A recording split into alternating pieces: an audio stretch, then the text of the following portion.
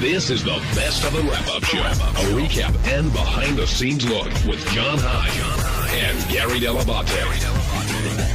The Best of the Wrap-Up Show begins now. On Monday's show, we talked about the fact that Steve Langford wouldn't come into the studio in the morning and whether this was going to affect his reputation and his credibility and whether it made him a hypocrite or not. Here's how it went.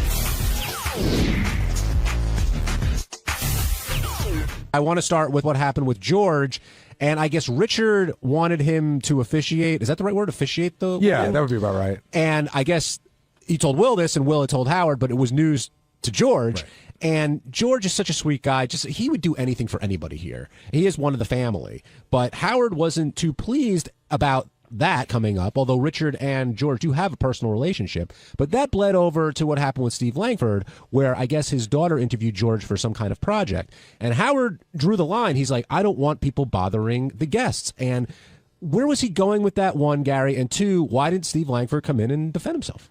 Well, the first part, Howard has always said, I don't want people bothering the guests, and it doesn't matter how high or low you are on the food chain. You know, I remember the first, like, Howard would say, I don't want people taking pictures with the guests. I want guests to be able to come up here and not be asked for autograph, not be asked for pictures. And then there was a weird thing going on where Jackie would have the day's guest autograph one of Jackie's jokes, and we put a stop to that.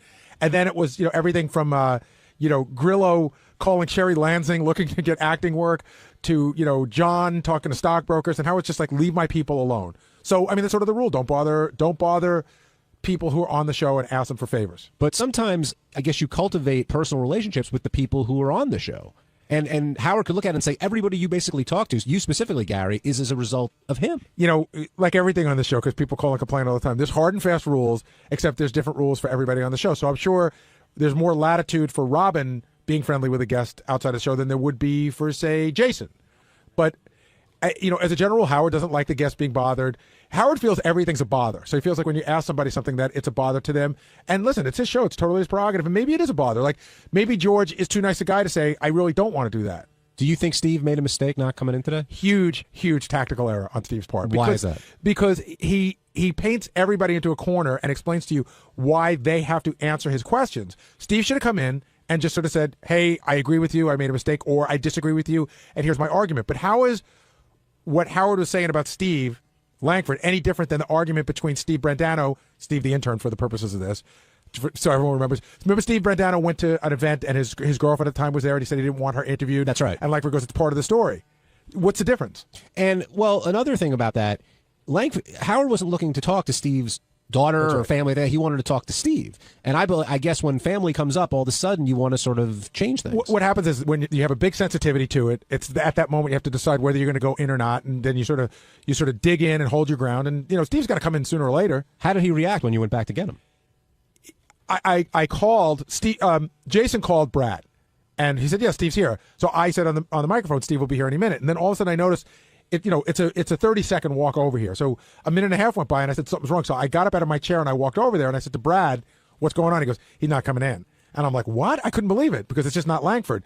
So I walked over, and Langford put up his hand and he said, "Listen, his daughters are off limits. My daughter's off limits." And I was like, "But Steve," and he's just like, he didn't want to hear it. So I just came back and reported it because I figured I'll let Howard handle it tomorrow. Well, like you said, eventually he's coming in anyway. So now, I mean, does it make him a hypocrite? Yeah, I think it does. I really do. I like the guy. I can like a guy. And I think his news stories are amazing. But yeah, it's a hypocritical of him not to show up today on this count. Rich in Pennsylvania, welcome to the Wrap-Up Show. Hi, guys. Say, I want to talk about Langford. Gary, I think you're right. He's lost all credibility. Now when he comes in, what he did to Jenks, painting him into the corner, all Jenks has to do, all any of you all have to do from now on is say, let's talk about your daughter interviewing George. And he's got no credibility, none whatsoever anymore. He just wussed out like a big puss. I want to know how old he is. I want to see his birth certificate. I don't care how old he is. He acted like a 4-year-old. Oh, you can't talk about that. He talks about everybody else's problems. Even after they tell him not to, he'll go right in after it. So I think it's going to end up being one of those things where he even now, if he's listening to this, he probably thinks to himself, you know what, I should have just gone in and dealt with it because it's just gotten bigger than it has to be. Well, guys, when he starts, it's going to happen. He's going to bust somebody's balls on something. and it's going to come before Howard, him, and whoever. And I can just hear it. I can hear it's almost like you can write the dialogue. He's going to be busting on you. Hey, let's talk about George, your daughter, in the interview. I can hear it coming. I don't think Howard's going to press him too much about it tomorrow. But you're right that other people probably will. Well, it's a guy who seems Teflon that's now exposed a sensitivity. And when people want to fight, that's what you go for. And maybe he was hoping that, okay, I'll sit back. Howard will blast me on the air right now. A day passes, it blows over, it's not as big of a deal. Howard's ready to move on to the next thing, so the damage is a lot less. Or he'll get rid of his daughter. Well, that's not going to happen. But I do think, I forgot which one of you guys said it, though, a lot of people are going to definitely keep this bullet and wait, and they're going to use it when they get the chance. Thanks for calling in there, Rich. Eddie in Pennsylvania, you're on the wrap-up show. Hey, Eddie. Yes, good morning, gentlemen. Good morning. Hello, yes. I just want to voice some support for Steve Langford. I think Howard should have called him aside after the show and found out the whole deal with family. I agree with Steve. If Howard's kids are off limits, so is Langford's daughter till he knows exactly the circumstances. But we know what the deal is. There's nothing special in there, and we weren't going to talk. Howard wasn't going to ask him anything about his kid except to say to Steve. In other words, without going into Steve's family life, I'm pretty sure his daughter didn't say, "Oh, I'm a huge 𝗦𝗫𝗄𝗿 fan. Let me interview him for my school project." So Howard probably would have explored how did that come up and why were you getting involved in it, and that has nothing to do with his daughter. I just think, to me, it's just the father doing something he could for his kid. If he did overstep his bounds, I would have opposed him first because it involved the child myself. But okay, I mean, but that's a good. But that discussion can be had on the air without bringing the daughter into it in any way that's going to expose any more than what we already know. And Eddie, I also think if Steve hadn't had the track record of talking to different people on the show with different circumstances, this wouldn't be as big of a deal. But that's not the way it is. Yeah, and I said to Howard said, how did this? We talked about this during the because Will did the notes. And Howard goes, how did Langford even get to him? And I said, I think he spent a week with him, traveling around with George. I'm sure they developed some sort of friendship, but Howard wasn't. He wouldn't buy in that. All right, thank you, Eddie. Jenks, you're on the wrap-up show. Hey, good morning, guys. It's Jenks. This whole Langford thing, I talked to him back in his office, and he said he doesn't answer to Howard. Okay, I'm trying to figure out where he gets off saying that. How does he get off not answering to Howard on this issue? He gives it to everybody else, but when it's his turn to get it, he doesn't take it. Jenks, don't you, Gary? Steve is scheduled to do the news update tomorrow morning. Tomorrow, yeah. Okay, he'll answer to Howard tomorrow morning. Yeah, I'm going to call in tomorrow to remind Howard to ask Steve Langford about this, and I encourage anybody who's listening to the show to call in and ask Howard to remind Steve Langford about this. By the way, so Steve will sit and talk to you on the phone? Yes. Well, sometimes he does, sometimes he doesn't. But I called mercilessly this morning because I knew that he had to go in the studio, and he finally did answer, and he said he doesn't answer to Howard. I don't answer to Howard. Here's a problem for Steve. Jags, how many times did you call me or email me this morning with suggestions about how this should be handled? Probably 10 or 20. Exactly. The first email was at one point, the first email was, this is bullshit. The second one is, you better get Langford in. The third one is, Langford has to come in and repeat. Then it was a phone message, and there were more emails, and that's just Jags. Gary, I was really upset, man. I was furious. I could tell. How did he get away with this? Well, Jags, wait. Are you upset about what he's accused of doing, which he said getting the interview, or are you upset that he wouldn't talk to Howard? No, you figure it this way. When Langford calls somebody on the carpet with a news story, okay, they are expected to come in and answer to Howard for it or talk about it to Howard. How does Langford get to put his hand up and say, point taken? What if everybody did that every time Langford wanted to interview them? But people Put their can. hand up and said, Jenks, you make a very fair point. You're going to get your answer tomorrow morning. On Tuesday's wrap-up show, George Takei came in and he told us, we found out that I guess they basically have an agreement where Brad doesn't listen while George is on, and George talked about that. George discussed kissing one of the guys on the show, and we talked about Governor Ventura and I having a nice, friendly discussion in the hall.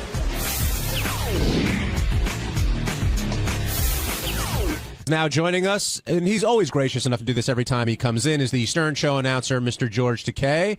And George, you're back again, and in the mix with Brad's weight, and your relationship seems to come up quite a bit whenever you do the Stern Show. It does, doesn't it?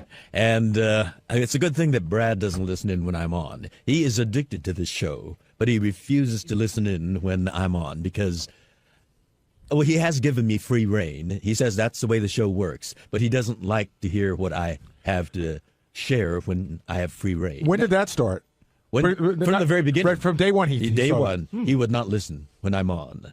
And he gets it from, there's that guy who writes capsule synopsis of what happened, and that's how he finds out about it. But you've gotten some crap once in a while in the past. How does he find out about stuff like that? You know, like your bachelor party? Like, how did he find out about that? Well, that was written about, right? And then other people email him, too. So see, I'm telling you, being in a gay relationship is just like a marriage relationship, because sometimes people email my wife and tell her shit I did on the show. George, how, just like regular people. George, how would Brad react if he heard about that innocent kiss that you and Benji had today? Would he know that it's part of the show, or would he be a little upset? He would know it's about part of the show, because we go to parties, or we meet other gay couples, and we greet them with a kiss. I mean, it's part of, But not an open mouth kiss. Well, actually, George, Brad just went on your Twitter account. He did? He said he knows about the Benji kiss, and Sunday is off. Off with capital letters. Well, then I'll try for Monday. It's a good thing you weren't with a model, or it could have been the whole month of May.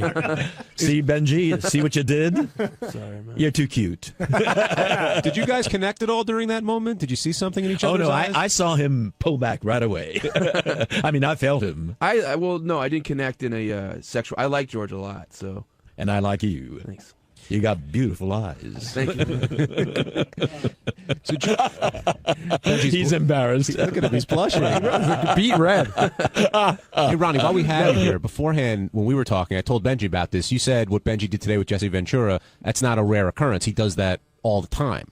He does it. He does it as a thing for TV, I think. And, when I tell him, a lot of times I'll say to him, like, Benji, go away from the guests or whatever. And he'll just look at me and he'll smile and he'll just keep on doing it. And I think he thinks I'm picking on him, but Benji doesn't realize that I do work for Howard, and Howard does have certain rules, and I do abide by those rules that he asked me to, to enforce. And we had the same problem. Can you let me talk? I didn't know you worked here. Could you let me talk? I didn't know you worked here. When Richard and Sal, we had the same problem with more Sal than Richard. I didn't recognize you. I'm sorry. He used to do the same thing. I thought you were just some guy in the hall. Howard got upset about it too, and I used to tell Sal, and he also used to ignore me about it. And then until Howard blasted him, then he realized that he wasn't really supposed to be doing this stuff. So do you think Benji will continue to ignore you now after what happened today? It came to the point when Howard really blew up today, and I don't think Benji realized how mad he was, but he really was mad. And I don't think Benji realized how mad he was about the whole thing. I mean, I know you yelled back at him. I don't know with you. You never know if it's shtick or you're serious, because that's the problem with you. Nobody ever knows the real Benji. That's the problem. And it was the whole thing with being late for work and the whole thing. It was the same thing. Nobody ever knows what your deal is, Benji. That's the whole problem. Okay. The only thing odder than the talkative Benji is the quiet Benji. Yes. George, or the other Benji, the make out with you one? No, the resistant and defensive and George, somewhat hostile. But Benji. if someone's mad at you for something that didn't occur, or occurred in a way, and it's being painted in a much different way than it occurred, you would want to explain yourself. Like if there was $20 on the table, and you grabbed it, and someone's like, "Wow, George stole that money," and you were like, "No, actually, Brad told me he left me this 20." You would want to explain it before getting yelled at that you stole the money. Did you see how Will handled it? When Howard would say, when Will messed up yes, the oatmeal, right? And he said, "You're right. Yes, you're right." But and he was not resistant. And in this situation, I think it's okay. Listen, I think it's okay to be resistant when you're being, when you're being mistreated. I think it was a reasonable desire on the part of Howard to say, the guests are here for what I said. Howard does not need to be reasonable. That if he decides something, if he wants us to walk on one foot from top to the hallway, and that's part of the show, that's absolutely fine. Yeah, that's reasonable. It's reasonable if Howard wants it done and wants that's a condition of working here. What I was saying was I thought I went through what are considered the appropriate steps before I did it. Hey, it's Sal Governale, and on Wednesday's wrap-up show, Jason Ellis was on talking about George Takei fondling his junk. And speaking of junk, I was talking about gazing at some cock in the gym room. Now, it was strictly a gazer, and it was for statistical reasons only. That makes sense. Check it out. I know that you're a huge fan of the show, and I know that you probably labor over coming on the show the way Howard labors on going on Letterman. Oh, so like on a day like today, do you walk out of there, you hit a home run? No. Because you did. Yeah. I mean, you hit a home run today, right? Everybody agrees? I mean, everyone loved it too, but do you not know that when you walk out of there? No, this time I felt like I did better than the last time, but as soon as I walked out, I started critiquing what I didn't say. What do you feel? thought I What did you did good, miss? though. What do you feel you missed? I just feel that I was a little stressed and less humorous. I felt like there was a lot of, I mean, I have a lot of things that just come flying out that are just funny that none of those came out. I just did the torture the dick thing. Now, Jason, when George comes over to take off those clamps, it wasn't even that. It was before that. Like when Howard he was on the other beginning? side and he started talking to me, there was a thing there where I'm like, all right, I'm cool with that. You know what I mean? But I know people that aren't cool with that because you're straight up fucking flirting with me. Like, I mean, like I've had penthouse pets in my studio. Every now and then they'll give you that look where I'm like, well, that's very flattering. You know what I mean? I really appreciate that. And George was giving me that before he even came around. Like, he was shaking a little bit. I'm like, his eyes aflutter a bit. Yeah, but I thought I'm having fun. It was of fun. course. You had somewhat of a chubby though after he caressed your penis. I was trying to get it bigger, because I kept stretching it. Yeah, good. I want gay people to want to suck it. Is there something wrong with that? No, go ahead. I want everybody to want it. You want a gay man to suck your penis? No, I want. I don't them think to a want to straight suck man my would. penis. That makes sense. I want everyone to want to suck my cock except my friends, because it's like when you go in the locker room. Like I'll change with random dudes and their dick can come out, but I ain't fucking changing with Bubba Booey over here. Like now that I know you, I don't want to see your dick in the locker room. Does it bother you if a guy change and then I'll come if a guy in? waits in the locker room just to see your cock? Who does? What? Is that you? Is that what you do? The guy sitting right over No, here. I don't You do that. watch cocks? No, I don't. He I does. glance. I'm He a does. You're a cock watcher in the gym. I glance out of I will curiosity. fucking kick you in the face. Really quickly explain to Jason When what I'm you in, do. Jason. Yeah. When I'm in the locker room, you just said What that. is? When I'm in the locker room, You're not really trying to tell me a story that's true, are you? not the way they're putting it. It's out of In context. any way it's at out all? of context. Okay. No. Put it in your words. Go ahead. Curiosity factor. I just joined the gym. I've never worked out in my life, as you could tell.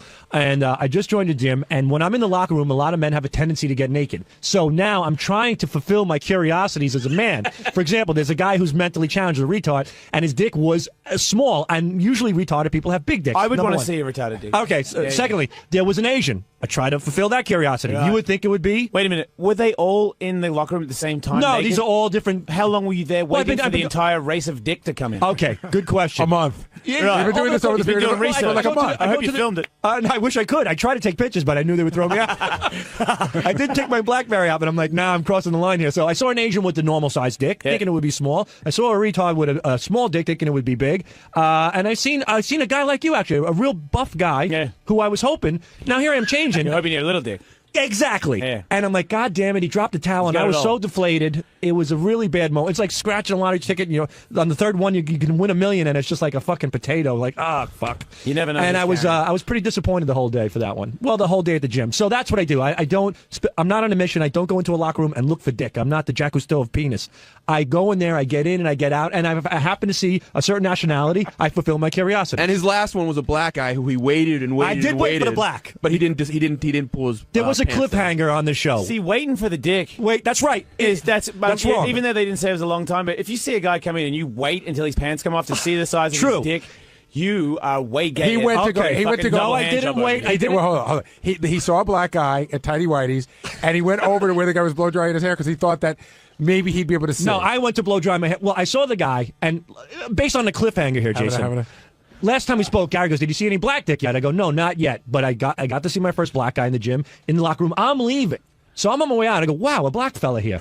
So you were on the way out? I was on the way out. If you didn't work for this fucking radio show, I would call the cops. Hold on. Again, it's a cliffhanger. Gary asked, so I saw the black fella. Don't make it sound like you had to stay. I didn't. You had It's the to stay. obvious cliffhanger. Wait, he's making it sound like he had to go back so he could come report to me. You know what I mean? No, you're the No, gay I one. believe that. No I one believe told that. you to do this. No, This is your I believe curiosity. You did. That's why It's I think my it's curiosity. okay. That's what I'm saying. I believe you did it, research to tell the story and tell Gary. It's like your obsession with the show. Like you walked out and critiqued yourself. When Gary asked me last, he goes, "How about some black dick?" I go, "Haven't seen one yet." Saw the black fella, put on the brakes, I get hit it. the blow I dryer, get it. try to finagle my eyeballs a little bit, and he put on his sweatpants, so I messed up. But I get it, though. Stay tuned, everybody in the wrap-up show. We will eventually find out. It's really Gary's the perverted one. Maybe. He's using you Can't to you get just the do a information. show? Can't you just do a segment where you get random people to come in and guess their size and just get them all to drop it? We could do that, yeah. But then you could just nip it in the butt instead of being creepy at your gym. Yeah, dude, why don't you make it a Howard 101 special? So where you critique dick. Yeah. I don't want to critique it, but again, Do you want to come on my show and I'll do it on my show today? I'll just get like a bunch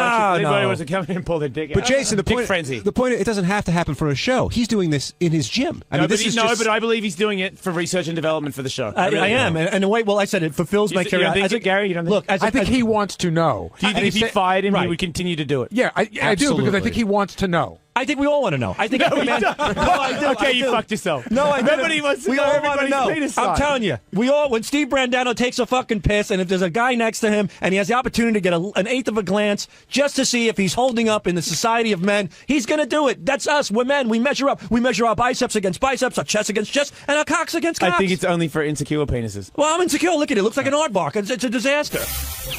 On Thursday's wrap-up show, we talked about George Takei and the fact that he started off the morning thinking of Jason Ellis and jerked off to him. And would there be any complications with Brad? What does it mean? And how blind George's love seems to be for Jason Ellis. And then we all talked about what would happen in our relationships if something like that happened. And I don't think we can pull off what George pulls off. And here's that conversation.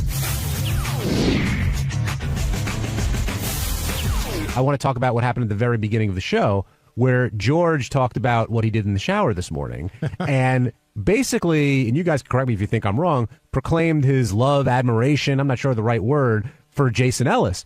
And he said he spoke about it with Brad. You're being too nice. He said he jerked off in the shower this morning thinking of Jason. Well, that's another way of putting it, much more succinctly. But I guess, do they have the relationship where it's comfortable enough that those kinds of things can happen? Or do you think that there's more bad news for George around the corner? He just doesn't know that it's coming. Well, let me ask you a question. And again, I think Mutt started to bring this up a little bit, that they were going to talk about this on Superfan tonight. If you spent the whole week, right, sitting in there talking about that you thought your wife was fat and that she could stand to lose some weight, and then at the end of the week, a really hot girl came in and you just started squeezing her naked tits, would you be able to go home? I wouldn't have a wife.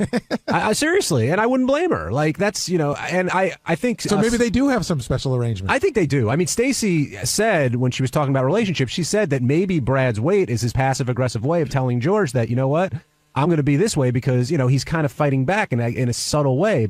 Or maybe everything's just smooth between them. It's hard to tell. What do you think, Ronnie? Well, it's not the first time he's touched a cock on the show. That's true. But I guess they do. They've had an arrangement, obviously, before Brad's weight came up. But George was like, listen, what I did yesterday was I just touched it. I didn't, he sort of insinuating that because he didn't do more about it. I guess it could be, a guy saying, hey, I felt the girl's tits. I didn't do anything. Yeah, but Gary, remember the day the guy was in here with the 12-inch cock and he had his hand down? Well, he had that look on his face like if I had my finger up some girl's ass or something. But isn't that like for years, girls have been coming in here, guys have been feeling them up. Isn't just touching a dick the gay version of that? I don't know. I can't define that. I'm not in that position. Yeah, but a lot of guys don't do that anymore. Like, you don't do it anymore, do you? No. And I'm sure, that's because of your wife, right? Well, she didn't like it, and I started to feel a little dirty doing it. I'm not going to lie. I don't know if it's a kid's thing, even though I have boys. When you have kids, I start to feel a little creepy doing it. And John, have you ever done it in here? Not on the show, no. Well, not on the show either. No. Yeah, John. John I got to be in the green room. Not on the show. Bad answer. No, I wouldn't do it. Yeah. I wouldn't do it. I think it's disrespectful to my wife. Would you have done it when you were single? When I was single? Yeah. Sure. But I don't think a lot of people are doing it these days, yeah, right? And Howard stopped. Howard stopped. He said out of respect to Beth, I think. Ronnie, how about you? Have you seen me do it? No, but next time I haven't been in there. But if I've been in there with a flashlight to put them under the check for implants. Right. But there's a difference between that. I've held them up and put the flashlight on. Like the one that I remember. I'll do it. Bring somebody in here right now. I'll do it. I can't remember the girl's name, but we had her. It was back at terrestrial radio. She had that funny, real New York accent, and we all said we didn't believe she had real tits. And the line was ridiculously long. I remember that. I think Wood Yee was on the end of the line. That's what the clown car line, right? That's when I was the last one, I think, to go in with the flashlight to test him. Well, who usually leads that charge? Well, DePace has always said to me his wife doesn't care and he can do whatever he wants. But he hasn't been in there in a while. But he says it's no big deal. Pam doesn't care. I don't know who leads that charge. Usually it used to be, I don't know. I can't remember. Well, I think the difference here, getting it back to George, is not only is George touching him, but the way he's referring to he's literally gushing over, this guy. And if you're married to George, Gary, would it bother you? I would think so. Listen, if my wife went to, what are those Chippendales, and she was jamming her hand down a guy's pants, and even though she was laughing, she was grabbing a dick, I'd probably be pretty annoyed.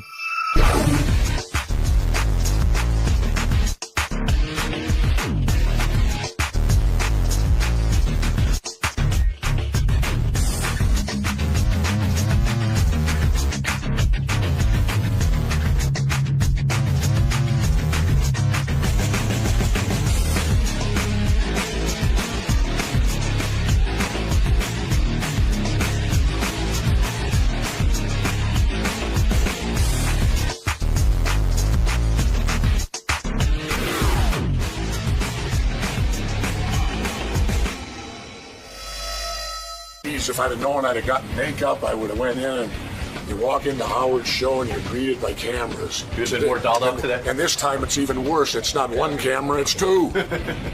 What on earth? The tag team. I'll tell you. Where am I at, in here? Just this way, sir. Okay, thanks. So how's it going? Great. Couldn't be better. New book? Yep. Yep. Now this is called 63... Documents that the government doesn't want you to read. And all the documents are in the public sector. We broke no laws. You know, people can find them. You just have to search for them. But they're there. But they're very controversial documents. And when you read them, you won't believe it was the United States government that did it, that produced these documents. First of all, so it's that shocking. Some of them, yeah. Jesse Ventura is here. He wrote a book called 63 Documents the Government Doesn't Want You to Read. It's in stores now. And Jesse, let's get him in here. He's always a lot of fun. Documents? He has these documents he wants you to know about. There he is, the governor himself. Look at him. And I understand you flew in on a private jet. You used to be a man of the people. You've become very fancy. How did you get the money for the private jet? Well, I had to fly private because of my lawsuit, Howard. Yeah, what is going on with that? What happens if you go through an airport now? Well, here's the problem. You always have a problem. Oh, I do. Yeah, I'm very, you know, I need to go to the psychologist and the psychiatrist once a week because I always have a problem. Do you go? No, are you kidding me? But Governor, why not? I mean, you always have. Are you getting tired of this life of constantly being at odds with everyone? I love it. You love it. You I love it. You take I on thrive fights. at it, Howard. Were you offended when Piers Morgan called you a coward last night on the show? I was watching. Well, I kind of, a little bit. Yeah. Yeah, a little bit because, here's this guy who hasn't served any country. Right? Right. Yeah. But getting back, see, here's the problem. And by the way, Robin is looking good today. Let me tell you. Yes. Would you profile Robin? By the way, I'd like to be at the airport to search Robin like they do me. Governor, why didn't you answer that question? Honestly, because I know you. Well, here's the deal, Howard, is that I have metal in my body. Right. So when I pass through the metal detector, I could go through it naked and it's going to go off. Right. So now I'm subjected either to the X-ray, which I call the microwave, right, or this extended search. Right. And I had it done to me once, and the guy in San Diego's correct. It's a sexual assault. Now, you're right. You're a former governor in this country. You would think that they would trust that. When you say profiling, mean he couldn't be carrying something that would cause somebody a problem. Yes, it does. It does? Here's what I'm suing over the Fourth Amendment to the Constitution, reasonable search and seizure. What do you think they should do with someone like you? Let's say they're not as well known as you. They set off the metal detector. Obviously, we want to be safe. We have to give up some of our freedoms in order to be safe at the airport. What was wrong with the wanding from before, where they took the wand thing? All right, so like around? someone like you, not you, but someone like you has a metal thing in his body. Yeah, many do. One time there were three of us there waiting, and I turned to the other two. I said, well, it's my right hip. The other guy goes, it's my left hip. The other guy goes, it's my right knee. So they're finding out who's had prosthesis surgery. What would someone do? Like, I want to be safe on the plane, and now they run a wand over a guy, and in fact, they do find this metal detector going off. How can they, what would be a reasonable search? They do have to almost go up and see if you have anything on your body. How do they take your word for it that you have metal in your body? Well, I'm not sure, but I can only sue for myself. And what I'm saying is that under the Fourth Amendment, the key word is reasonable. It is not reasonable to believe that Jesse Ventura, who's a 6-year Navy veteran, a governor, a mayor, and, you know, when you win mayor, they give you the title honorable. Right. Well, why should you have to search an honorable person? So this is about you. Yes. In other words, you're not just saying like, gee, everybody. Everybody. I'm saying me because I just am tired of this. I'm tired of having to prove I'm innocent. Wouldn't there be a way of the airport security issuing you a card that says, listen, this gentleman has a metal hit. We've searched him before and we are aware of it. Well, here's the deal, Howard. Yeah. The elected officials don't have to go through this. The Speaker of the House doesn't. How does he get through? I don't know. I'm challenging, saying, how is John Boehner any more patriotic than me? He didn't serve in the military. I did. What happens in the search? Do they go into your anus? No, but they grope your genitals. They do. Another man takes his hand and feels your balls. Yeah. And that's offensive to you. Well, I'm heterosexual. Right. I'm not homophobic, but if I were given a choice, I would rather have a woman do it. Right. If someone's going to feel your balls, you exactly. want to... I want a woman to do it. This is your one opportunity. You've been with your wife. You've been faithful. This would be a nice time to have somebody rub your balls a little. Well, not necessarily, but the point is you're not given that choice. Men have to go with men, women with women. You are a good-looking man, in my opinion. And I'm not gay, but I see that you're handsome, you have nice features. Did men ever come on to you? Were there times that homosexual men, maybe closeted wrestlers, would say to you, Jesse, I don't know which way you go, but you've got an incredible body. You're a very likable guy. I got to tell you, Howard, if it happened, I must have been naive. It never happened to you. Not that I can recall. I mean, if I was gay, I'd probably say, hey, Jesse, what do you think? Let's go. You're my type of guy. I mean, you're big, you're muscular. I think we could wrestle. My face can end up in your ass. I mean, right, George? I mean, what's wrong with him? Yeah. Exactly. Right. There's George. Hi, George. How are you doing? Big fan. Love Star Trek. Thank you. In fact, I'll tell you a great story, George. Right before I went in the Navy and I was waiting to go in, I would sleep all day because I knew that I was going into the Navy, and they used to play Star Trek reruns at 3 o'clock in the afternoon, and I'd tell my friends, don't you dare call me till Star Trek's over. Number one, I've been sleeping till 2, and then I always watched Star Trek to start the day off back then. That was way back in 1969. Listen, George was telling us a story. He was wrestling with his partner. He's married, you know. Sure. And listen, they wrestle. That's how they begin their sexual activity. And George on Sunday got his ass licked. What do you think of that? That can happen. That's right. That's nice. When you're wrestling, yeah. He's a big wrestling fan, is my point. No, you never. When you were wrestling, that never happened to you by accident, did it? I don't recall. I can't recall if it did. You know, I got to hand it to you. You're right. You know, you have always said to me, there isn't a war in this country that this country has fought that wasn't motivated by money and corporate interests. Absolutely. I see. Now, I don't know how you feel about us with this no-fly zone in Libya, but I hate Muammar Gaddafi. I think he's a terrible man. I think I've been screaming about him for years. I used to hear Bob Grant on the radio screaming about him for years, and he's really the most despicable human being, and I'm glad to see his people are rising up against him. But listen, there are many countries in this world that don't have oil, where the people rise up and we don't do shit. And they're terrible dictators in those countries, right. too. We don't do a thing. A good one's called Rwanda. Yeah. Okay, tell us what's going on in Rwanda. There's an uprising going on there all the time, right? Well, not anymore. They already killed 1 million people, so there's no one to uprise anymore. They got rid of 500,000 people. They have no... we have no interest in them economically. Is that exactly? What it is? That's why. So don't you believe... I don't know your position on this. I don't think we should do shit in Libya because, quite frankly... who knows who's going to come in instead of Gaddafi? Gaddafi's a terrorist. There's no question about it. But these lunatics that are over there that are going to come into power could be 50 times worse. They could be friends with Iran. I say stay the fuck out of that crazy part of the world. Howard, I say exactly. I say even more than that. Let's get out of Afghanistan and Iraq, too. Right. Bring everybody home. And let's take care. There's an old cliche. How do you go out and tell the world what to do if your own backyard ain't cleaned up? Listen, you're a guy who actually was in service, and while you don't say it, I think you actually had to kill some people and blow some shit up. I did most of that after the service. All right. Whatever you had to do, you've actually The service fought. just prepared me for the rest of life. You Howard. know what war is. Sure. So that's maybe why you're sensitive to this. This ain't easy to go over to Iraq and sit there and try to keep peace between maniacs. Is that true? Well, first of all, if you look at, in fact, I can shamelessly plug the book. Yes, 63 referred to 63 because of 1963. Yeah. Okay, yeah. all right. And the last document is the RAND Corporation. Right. And they did a whole, which normally our government follows. Anything the RAND Corporation is written in stone. Right. Well, the RAND Corporation did a study and found that stopping terrorism, the military's only successful 6% of the time. Right. And yet we've put all our eggs in that basket. You can't stop terrorism by invading countries and occupying them, especially over there. Doesn't make sense. You're going to create more terrorists. Right. You're saying that, listen, terrorism's going to exist. What they're going to do is come over here, make a car bomb, do something weird. Being over there basically does it. George Bush had the theory that if we fight them over there, they're not going to come over here.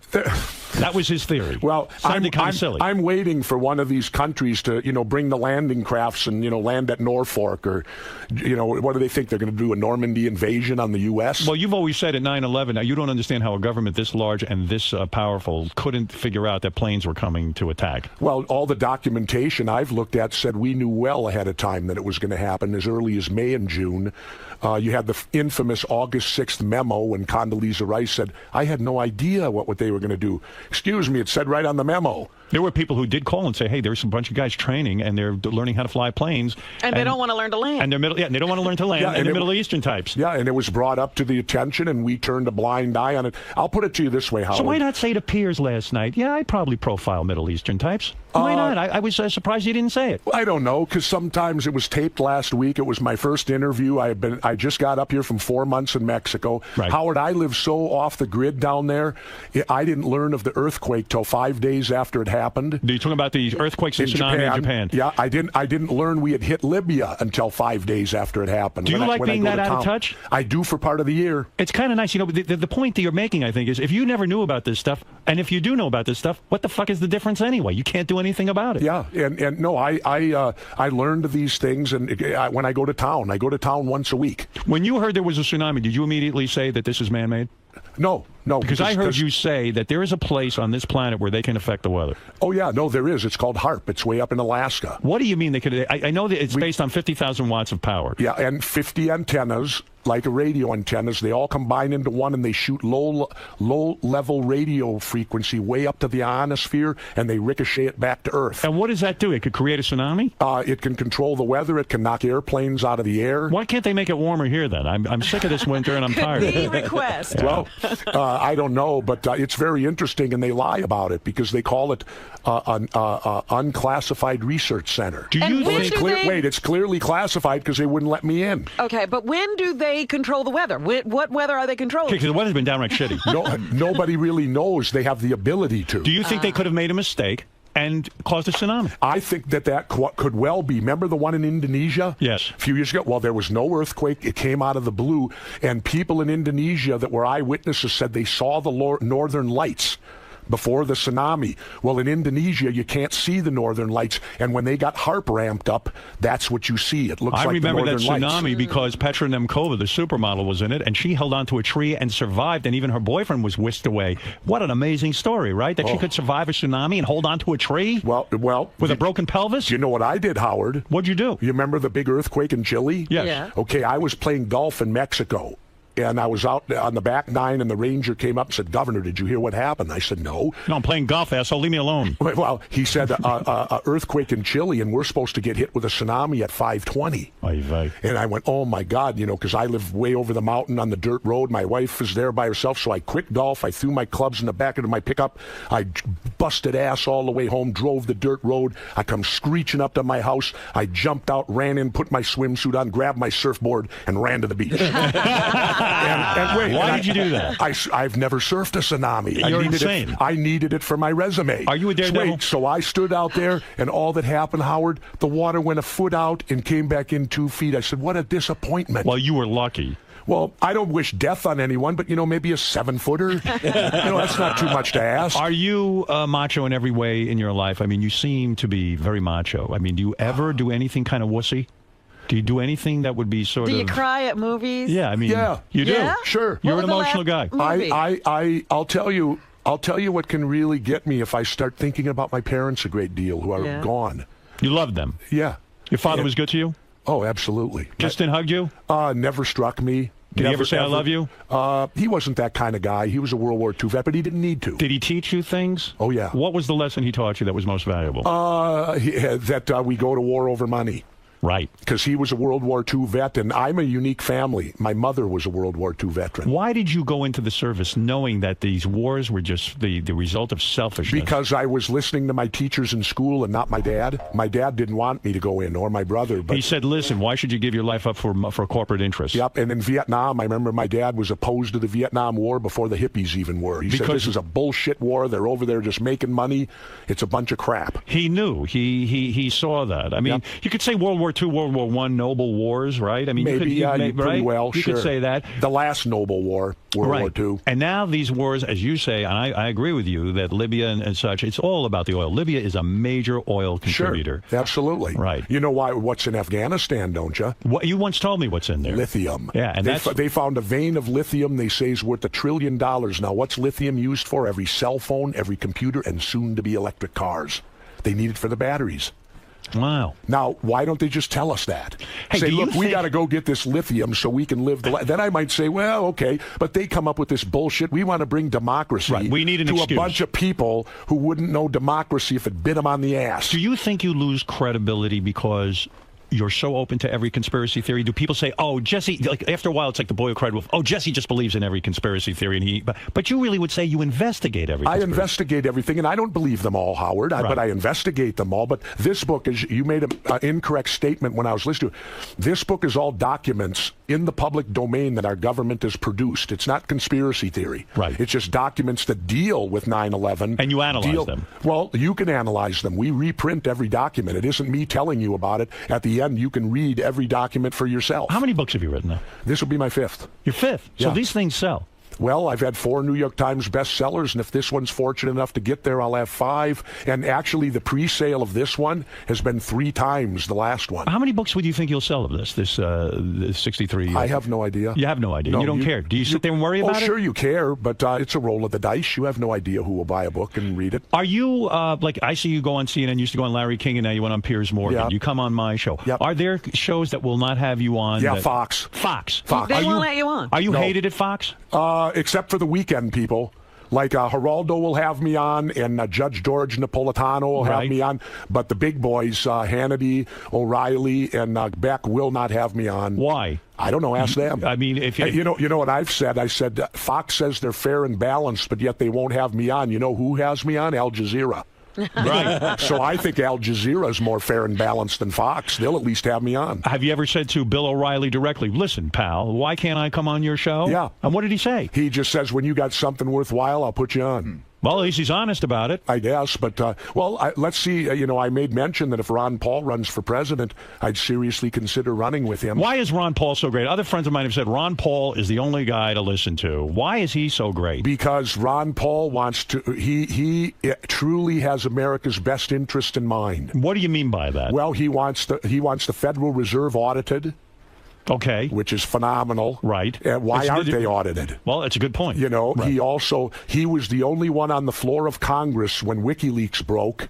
That said it was good. That stood up and said, nobody died from WikiLeaks. How many people died from the lies and the intelligence manipulation on Iraq? The guy from WikiLeaks, Julian Assange, are you one of these guys who supports him? Absolutely. Do you think he's being railroaded on these sex charges and everything else? Absolutely. They want to get him. Sure. And you know what's interesting? What I found out, this new premier of Sweden, where what he supposedly did, the things he did are not illegal here, and they're not illegal in England. I know. But they're illegal in Sweden. This new prime minister... He had sex with a woman without a rubber. Yeah. This new prime minister in Sweden is a right-winger. He was helped by Karl Rove to get in office. Now, do you think that some of this information could deal with Rove and Bush, and that's why they got this guy in Sweden trying to put him in jail? WikiLeaks did nothing more than embarrass a few people. They had some egg on their face. There was nothing that really prevented this country from continuing or our security. Am I correct? I mean, what the hell happened? The worst is Daniel Manning. The guy who supposedly this private that leaked it to him, they're holding him right now in Quantico, solitary confinement. And let's remember, we're a country who tortures now. Who's to say they're not torturing him? And remember, the first thing he released, Howard, was that helicopter killing those people, murdering them down on the street. So the guy that releases it is in jail, but these murderers are still free.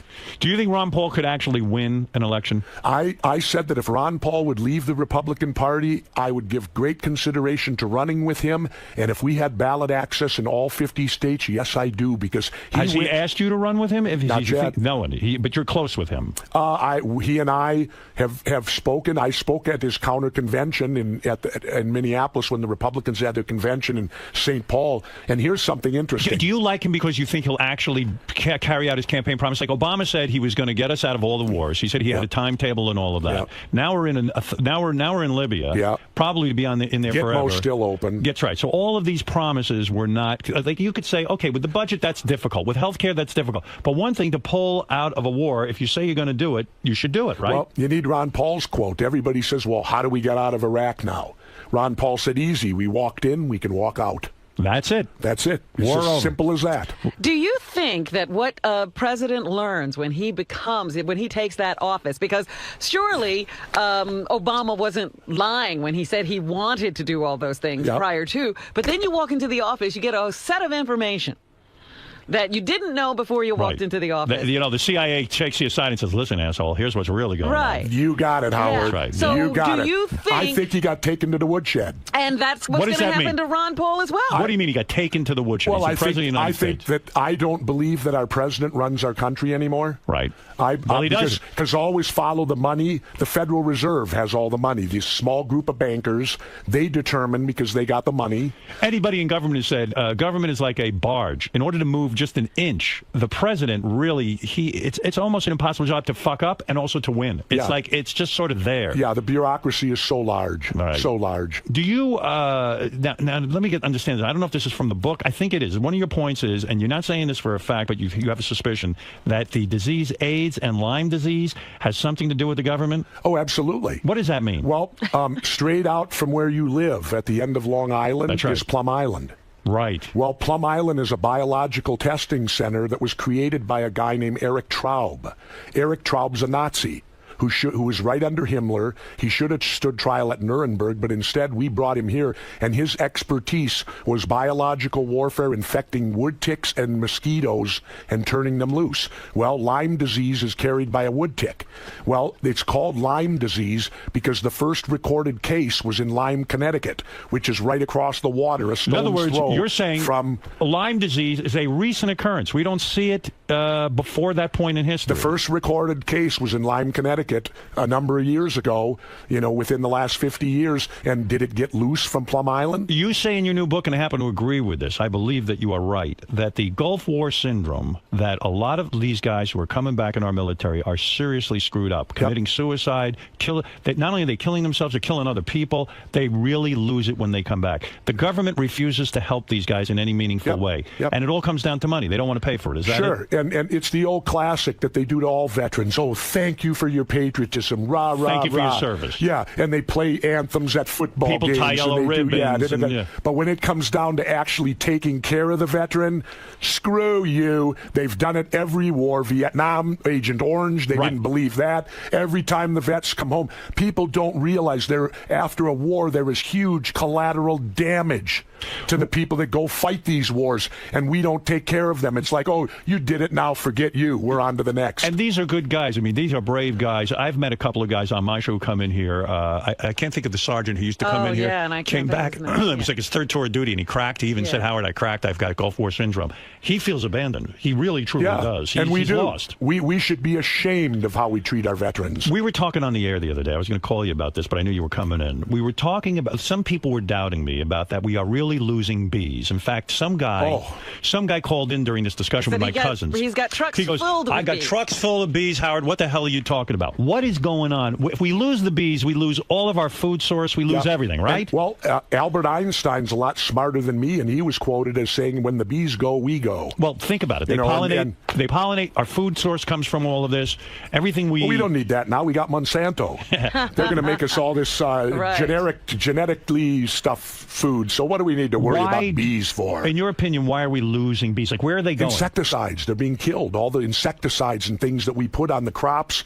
But and we I put am out there. for DDT. You're what? I'm for DDT. Well, I was part of UDT. I'm part of DDT. I don't like these bed bugs we have here. There's an epidemic in New York. You can't go anywhere without bed bugs. When they had George had bed bugs. Star Trek had bed bugs. Him and George were in that. I mean, George and Brad were in that bed doing God knows what, and then all of a sudden they're getting bitten up by bugs. I was livid. The only thing when we had DDT, there were no bed bugs. Wait a minute now. Come on. George, is that because, the Bible says you're not supposed to do what you do? You think that's what it could be? No. I think it's a plague. It's like George, it wasn't only in George's bed. It was in everybody's bed. I'm saying, some of these insecticides are necessary, aren't they? Yes, but not on crops, not on everything. I mean, Howard, when I live in Mexico and I buy fruits and vegetables down there, I have to eat them within 2 days or they spoil. Right. Everything up here's got a 30-day shelf life. It's true. I buy a tomato. Sometimes it says red and beautiful. For weeks. What are they doing to these tomatoes? They put preservatives on it, chemicals. You're eating chemicals. And this has now been introduced into the environment, and the bees Okay, here's a better one, Howard. Drinking water. They put fluoride in it, right? Right. And that's because we're not capable of brushing our own teeth and taking care of them. We could get our own fluoride. Yeah, so they put it in. Do you know what fluoride is the main ingredient of? What? Prozac. Why do they do this? And guess where it came from? Where? The Nazis started putting fluoride in the water. Do you think this is a? Are you it's going the as dumbing far? down. Do you think that there is somebody or some group of people in America that wanted fluoride so that we'd all be spaced out? Yeah. Who are these people? Give me a I name. don't know. Who is it? Howard, I don't know. You know. You got the... I don't. How would I know? I live in Mexico for 4 months out of the year. You know, the one thing I do say is if you're polluting the water, the air, the food, the people who are doing that are still eating it. No, they have their own source. They have another source? Yes, of from the food, moon. water, and air? How do you know, Robin? You don't know anything. But that's what I'm asking, because it seems to me that if, Monsanto owns the patent on every crop seed, then, they're going to have to eat that food too. You don't know. They may be just having us do it. Listen, I went to summer camp. By the way, Howard, there's something in this book you need to read. I wanted to say one thing. I went to summer camp. We'll talk about the book. I went to summer camp. They used to put saltpeter in the food. You know why? It reduced your sex drive. They didn't want the kids. Is that true? This is what I heard. They said they added saltpeter to the food. And I was livid. But you weren't any less horny. Oh, my God. I fucked like a rabbit. Unbelievable. That's because you didn't eat. That's right. Look how skinny you are. Well, you were about to make a point about your book. Go ahead. And by the way, the book is called 63 Documents the Government Doesn't Want You to Read. It's in stores now. George, are you learning anything through this? You've been awfully... It's very enlightening. Very enlightening. I've been against wars, too. And all the information that I'm hearing here just... makes me feel stronger about that. Were you aware of the governor now? Or I thought he was a wonderful governor of Minnesota. You liked him? I liked him. I really Thank you, George. admired what you did. And particularly coming from your background, where people try to denigrate you because of your wrestling background. Well, George loves wrestling. Well, let me say this about George and his partner. I worked for 4 years in Minnesota so that gay employees could get benefits. Mm-hmm. Right. I was successful. Well, guess what happened? Right when I left office overturned, and the new contract came up, it was the first thing that the Democrats bargained back to the Republicans, and now gays in Minnesota don't get. They had the benefits for a couple years. Now they've taken them away again. Is that why you never became a Democrat or Republican, that you don't trust either side? Yeah, they're the only way we're going to get our country back is to destroy these two political parties. Because you would think the Democrats would have stuck up for the gay population in Minnesota. No, that's the gay population is just their bargaining chip. That's exactly. That's the first thing they give back to the Republicans. And George, teach the governor how to say tsunami properly. There's a T in front of that word. It's pronounced tsunami. It's a Japanese word. And all these journalists on TV and radio... And I believe the governor is guilty of this. The governor himself said tsunami. Yeah, well, I apologize, George. What the hell? I didn't go to college. He never went to college. Well, now you're learning as I'm learning from you. There we go. Right. But Howard, there's something in my book you need. Yes. We print the entire CIA's assassination manual in here. Read it, and you'll know how to get rid of those people you don't like. Why do I need to know that? Well, that way you'll know how to commit murder. Has the CIA assassinated... Have they successfully gone into other countries and assassinated leaders? Well, because I'm for that. They assassinated 𝗛𝗏. They did. Sure. So they were able to do that. Why couldn't they do that with Castro? Why did they never pull that off? Well, what gives them the right? I'm not saying so. Why did they fail? But why did they fail? Because Castro's too good. He's good at it. He's too good for them. They can't get him. They why not tried and tried and tried, and Fidel outsmarted them. Why not Gaddafi? Why couldn't they just go in and remove him? What gives us the right to do that? We don't. But why didn't they do it? I don't know. These guys have protection too.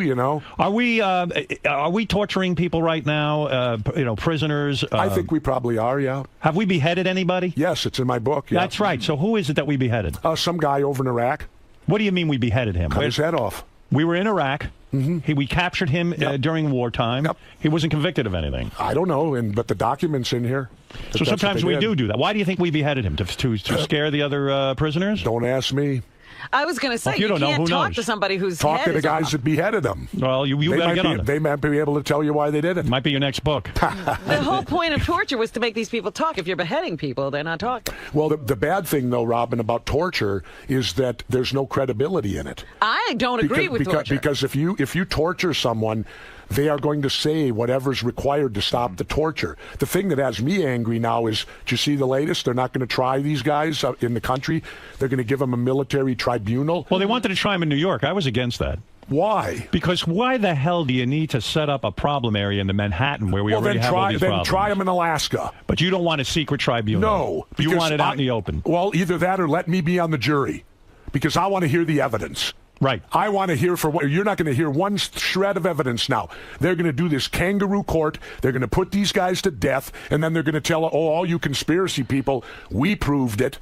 These guys were all found guilty.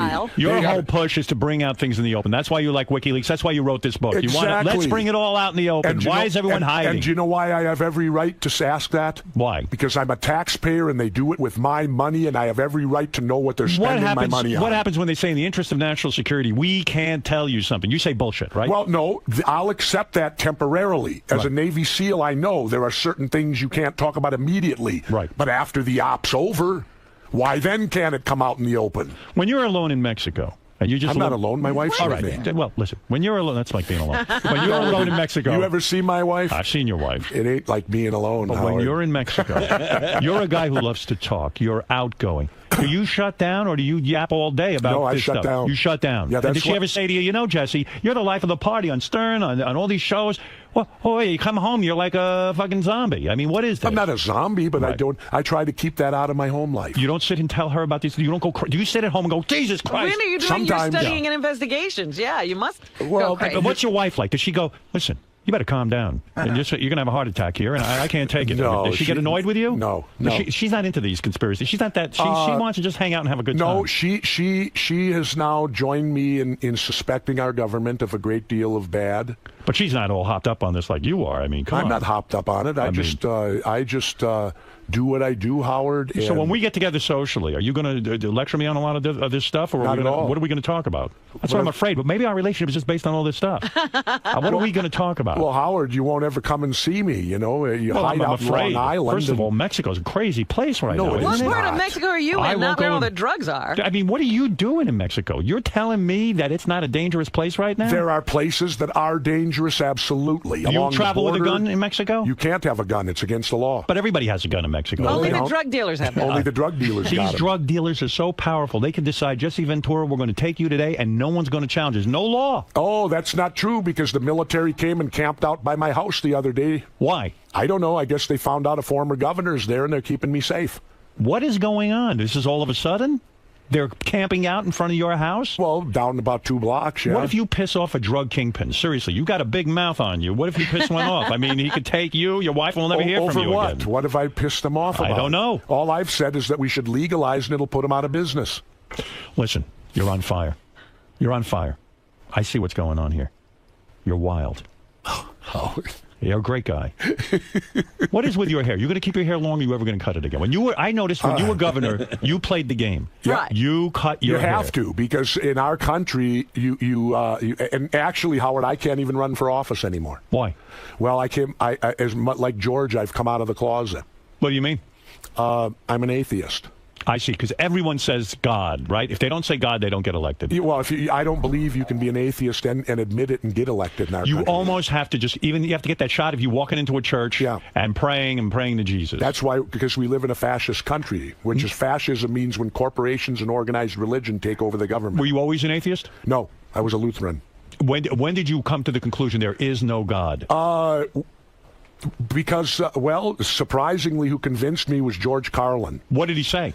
Well, he said this. He said, I believe in the sun, and so do I now. And I worship the sun, because the sun gives me everything I want. It gives me warmth. It gives me my food. And most importantly, Howard, it comes up every morning and I can see it. So it gives me great credibility. So, Governor, gives it great credibility. I can see the sun. It's this imaginary. Maybe we need imaginary friends to get through life. You know? Well, and I don't hold it against anyone, but to me, until they can prove to me And in my 59 years, I have never, ever come in contact with God. In your opinion, I know you have, because I remember when you were trying to have that baby and God was talking to you. In your opinion, what is this all about? Now, what?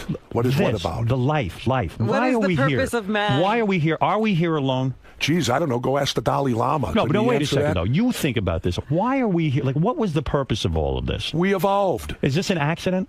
No, we're a product of evolution. Is this recreated anywhere else in the universe? I don't know. Why don't you know these things? You always have an answer. Do your conspiracy theories go to the level of extraterrestrial You were a life? professional wrestler. Who's going to know this stuff? Robin, but we you? have enough conspiracies that we do. I don't need to worry about aliens. Here's what I want you to come back. You're a Buddhist. Where are the bees? Me? A Buddhist. Where are Yes, the you do. bees? Where are the aliens? Are we here alone? And why are we here in the first place? Answer that stuff Next and then come book, back. next book. Okay. Go home and think about it. What's the matter with you? Jesse Ventura, great guest, great guy. He knows everything. No, he doesn't. Although I stumped him today, he doesn't know why we're here. He just asks questions. Why I are can't we? believe Think he about was it. converted by a George Carlin routine. Do you think we're going to die and then just like what happens to the essence of this? Jesse Ventura. I think that we may become energy. Energy. Yes. Who wants to become energy? I don't want to be energy. I want to be here. Well, We are. I don't want. Aren't you Well, excited by all this computer stuff? Well, I'll give you another example. Don't you love the iPad? What is God really? He's a guy in the sky that wants your money. Right. That's right. Now, We seem to be paid. why would he need my money if he's up in the sky? And he point. made everything. Are you excited by all this new technology? Right, and you know what else gets me? Yeah. They said God created the earth in 6 days, right? And Right. then on the seventh day he rested? Right. Well, then why do we put him to work on the seventh day? That's his day of rest. Let him have the day off. Pray to him on Monday and have church on Monday instead. Let the guy have a day off. We've all seen pictures. Right, George? We've all Governor, seen you pictures. should look into Buddhism. You Should sound I? very Buddhistic. Really? Yes. We all seen pictures of guys, primitives praying to rocks and stones, and we laugh at that. Yeah. And yet there really isn't much difference between. So we pray to nothing at all. Right. Yeah, at least if you have a rock, we the pray to- sun is a good thing to pray to. Sure. Yes. Sun Well, rock. that's where, when the combination happened, there were sun worshippers who combined with the Christians. Where do you think halos came from? Right. And all that stuff is when they had to change a few of the rules to include other people. Are you excited by the new technology, or do you see it as threatening? I love my iPad too. Do you have one? No, I love it. I've never owned a cell phone. I've never done a computer. Why? Why anti-technology? I mean, I know that's sort of an affect in a way. It's like, I'm not gonna change my ways. well, But you're a progressive thinker. Yeah, but because I look at it this way, Howard, between computers, cell phones, and the television, you got people spending 16 hours a day looking at screens. Yeah, but Go out and live real life. When you were on the plane today and you were coming in, or whenever you took the plane, the private plane, I may add, who paid for that? Did you pay for that? No, the book publisher. You're kidding? How did you get a book publisher to pay for that? They don't pay for anything. I threatened them. And so, when you are on the plane, wouldn't it be nice to have that iPad? I'm all set. I'm going out to California. I got a trip. I plan. I got an iPad. I loaded it up with films. I'm going to watch movies. I'm going to check all the news things. Well, that's exciting, no? And that's great for a guy like you. I pick up an old-fashioned book on the plane and read it. You can turn the pages physically instead of looking at a screen. I never thought of that. So I just kind of read a book. All right. Listen, speaking of books, Governor, you've done it again. You've written your what? This is the fourth book. Fifth. All right. Jesse Ventura's book, 63 documents the government doesn't want you to read. It's in stores now. Maybe you'll learn something. Howard, you're going to California? Yes. Well, damn it, why don't you just, when you get done there, jump on one plane to Cabo San Lucas. I'll pick you up and come and spend a few days with me. I'm afraid to be alone with you. My wife will be How there. can I be fun for you? You My hang out. wife will you be hung out there. with these, the Hulk Hogan types. Not Hulk. I know did not. But I'm just saying, you were a professional wrestler. You look at me like a woman. I mean, I'm too feminine for you. Wouldn't you go surfing with him? Hell no. I'm dying to surf, but I'm so afraid. Howard, could you teach me how to surf? I'm begging you. Imagine me and you on surfboard. Fly. You put me in a bikini. I know. I'm just learning too. Are you? Sure. And with your hips and everything else, Absolutely. you're able to do it? It's the good thing now. It's called paddle surfing. Oh. You get with a paddle and you got the board. You stand on it and paddle. I can't even do that. That way you don't have to get up and down when the wave comes. Right. You drop right How into tall it. are you? You're 6'4". And you're able to stand on this thing, huh? Not all the time. That's part of the fun. Howard, please. Why am I so feminine looking? Why don't I have more Howard, size when like you you? go to L.A., come and visit me. And don't tell me you can't afford it, because I know you just signed a new damn contract. Yeah, well. What the hell would it cost you? $500 round It trip? ain't the down? money. I just don't know if Howard, you're I'll protect you. You're going to be so bored with me. How do I what get if the bored with federales you? come and take us then away? Bring George with too. What the Bobo, hell? quick question. Let me see how you handle people's questions. That's what you're going to have to do tonight. Uh-oh. Yes, Bobo. Listen to me. Howard been calling me insane. My theory of 2012 is what you've been saying. Where are you going to be December 21st? What is all this? The world is going to end in 2012. What is that? I don't even know about that. What it is this, Howard, if you'll let me explain it a moment as I know it. The last time it happened, apparently every 150 years the sun cleanses itself. Right. And it shoots these solar flares out into the solar system. Okay. Well, the Earth has a magnetic force field around it. I thought so. But if you go to NASA, they'll even verify this. We have a hole in ours. They don't know why, but there's a hole in our the magnetic field. Force field. Okay. So when these solar flares, the last one happened in like 1860. It did not have a major effect because we did not have electricity much then. Right. But now that we have electricity, what these solar flares can do, it could knock out the entire grid system of the United States. And you're off the grid. Well, I'm okay. Right. But look what happens in New York. If you go dark for 12 hours, you got chaos. Chaos. Were you impressed that in Japan there was not one incident of looting or carrying on with all of the loss of power they had there and all the chaos? The people there behaved. Impressive, right? Well, they sure weren't Americans, were they? They're not. Americans don't know from that. Do you think that's because Japan is one sort of racial community or something like that? Well, in Japan, you're brought up in a certain style like you are in China and these different countries that it comes from within. It's part of their heritage. We are a divided people. Is that what the problem we're is? everything from everywhere. Right. You got George, you got me, you got you. You got Robin. They got by the way, don't bring up Steve Langford's kid. And in fact, Robin will like this. Yes. Being that I believe in evolution, yes, I'm going to get one of those T-shirts that says I'm African American. You are. Yes, because you are. All everybody came is. from the same place. Will you wear that the next time you're here? Well, I'm going to try to get one. Who is it? Christopher? Because I'm going to have you locked up if you walk whatever. But Howard. Yes. I have one more question. Jesse, please tell them about the New World Order underneath the Denver airport. Tell them the government is under a tear. Bobo, tell the governor your IQ. He got an 87. We had him tested. Okay. All right. Well, He's what he's talking about is under the new Denver airport. Go ahead. There supposedly is this huge bunker. Because have you been to the Denver airport? The new one? I don't go anywhere. Okay, well, it's weird. Because it's located out in the middle of nowhere. Right. It's 25 miles from the city, and there's not one hotel by it. So what's going on? Have you ever seen an airport that don't have a hotel by it? So what's going on? Well, supposedly, when the shit hits the fan, the chosen ones will go into these bunkers they're building. That are underneath the airport. Who are the chosen ones? Like the president and these kind of people? I guess the chosen. Not us. I ain't no fortunate son. It ain't us, because I'm an independent. I don't belong to the two parties. Do you believe the bees are there? The bees have to be somewhere. The bees have to be somewhere. You know about everything. It's impressive. I do not. Bobo brings up a subject. You know about it. Well, you know. You're well read.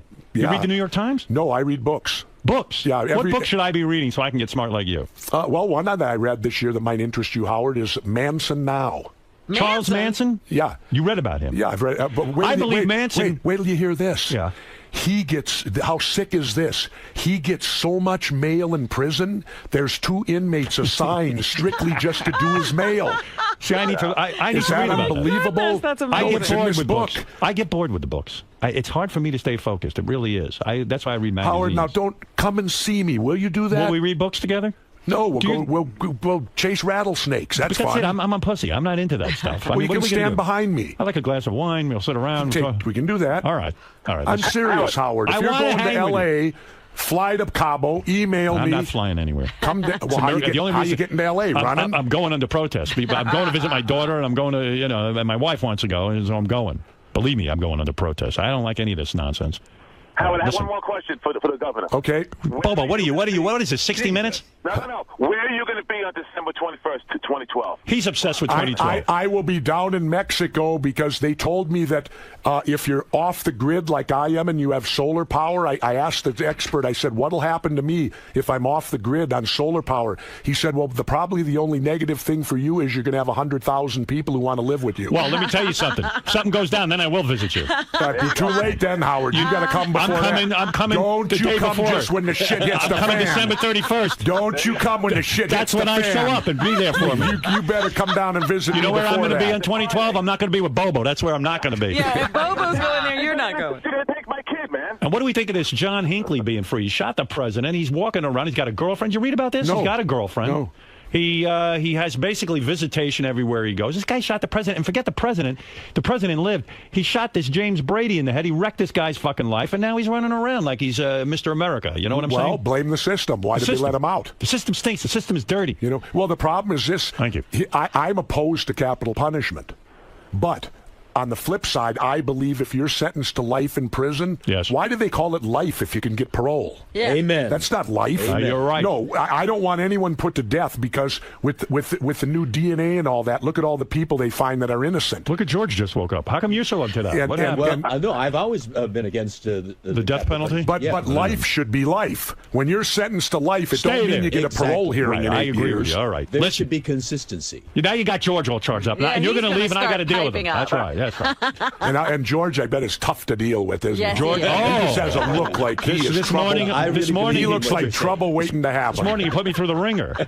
I mean, it's unbelievable. Okay, look. No, you're a bold truth talker. I really have. You've got a fan over there. Well, thank you, George. And all I can say is, live long and prosper. Live long and prosper. There you go. That's right. Exactly. Right. Wait a minute. Still going to go on. There it is, right there. Howard. What?